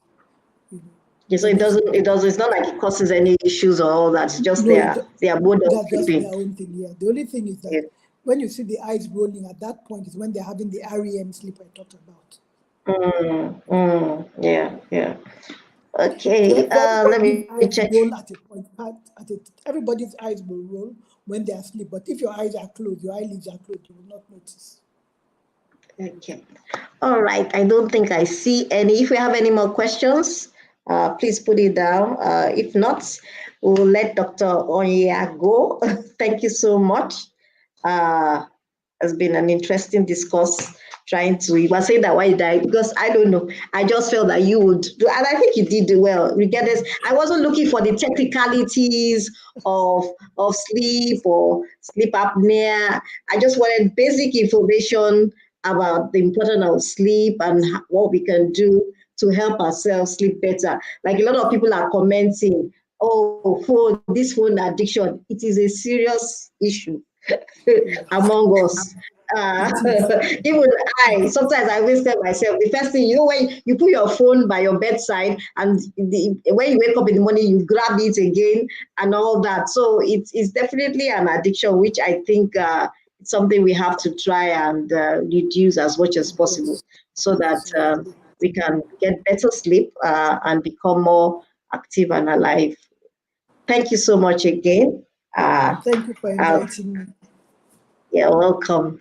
All Like I right, said, we guys. must catch up soon to have a drink. Oh yes, definitely. When all this sanity is settled down, definitely we'll catch up.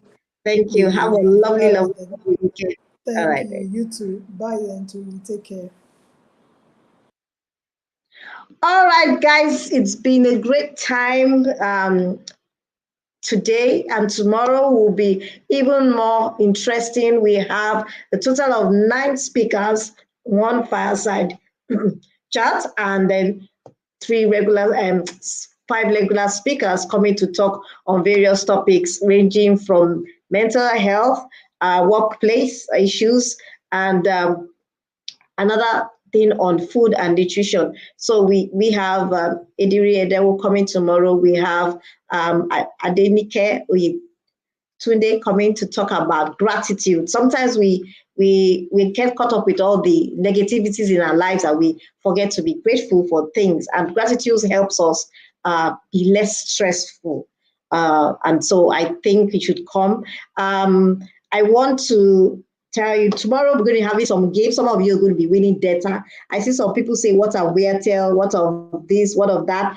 If you join the Telegram group, you will get your Airtels very, very soon and your other data.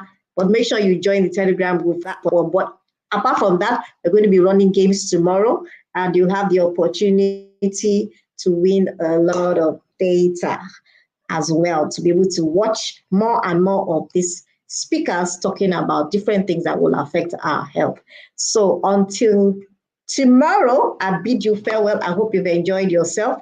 If you want more information on the Telegram group, just ask us and somebody will be there to give you the link.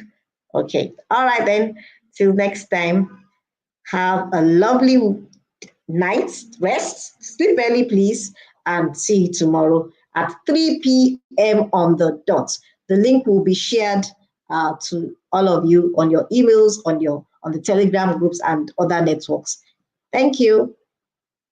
Here are the things to do to avoid getting or spreading the coronavirus. Always wash your hands thoroughly with soap and water. Carry with you and use an alcohol-based hand sanitizer at all times. Avoid touching your face unnecessarily.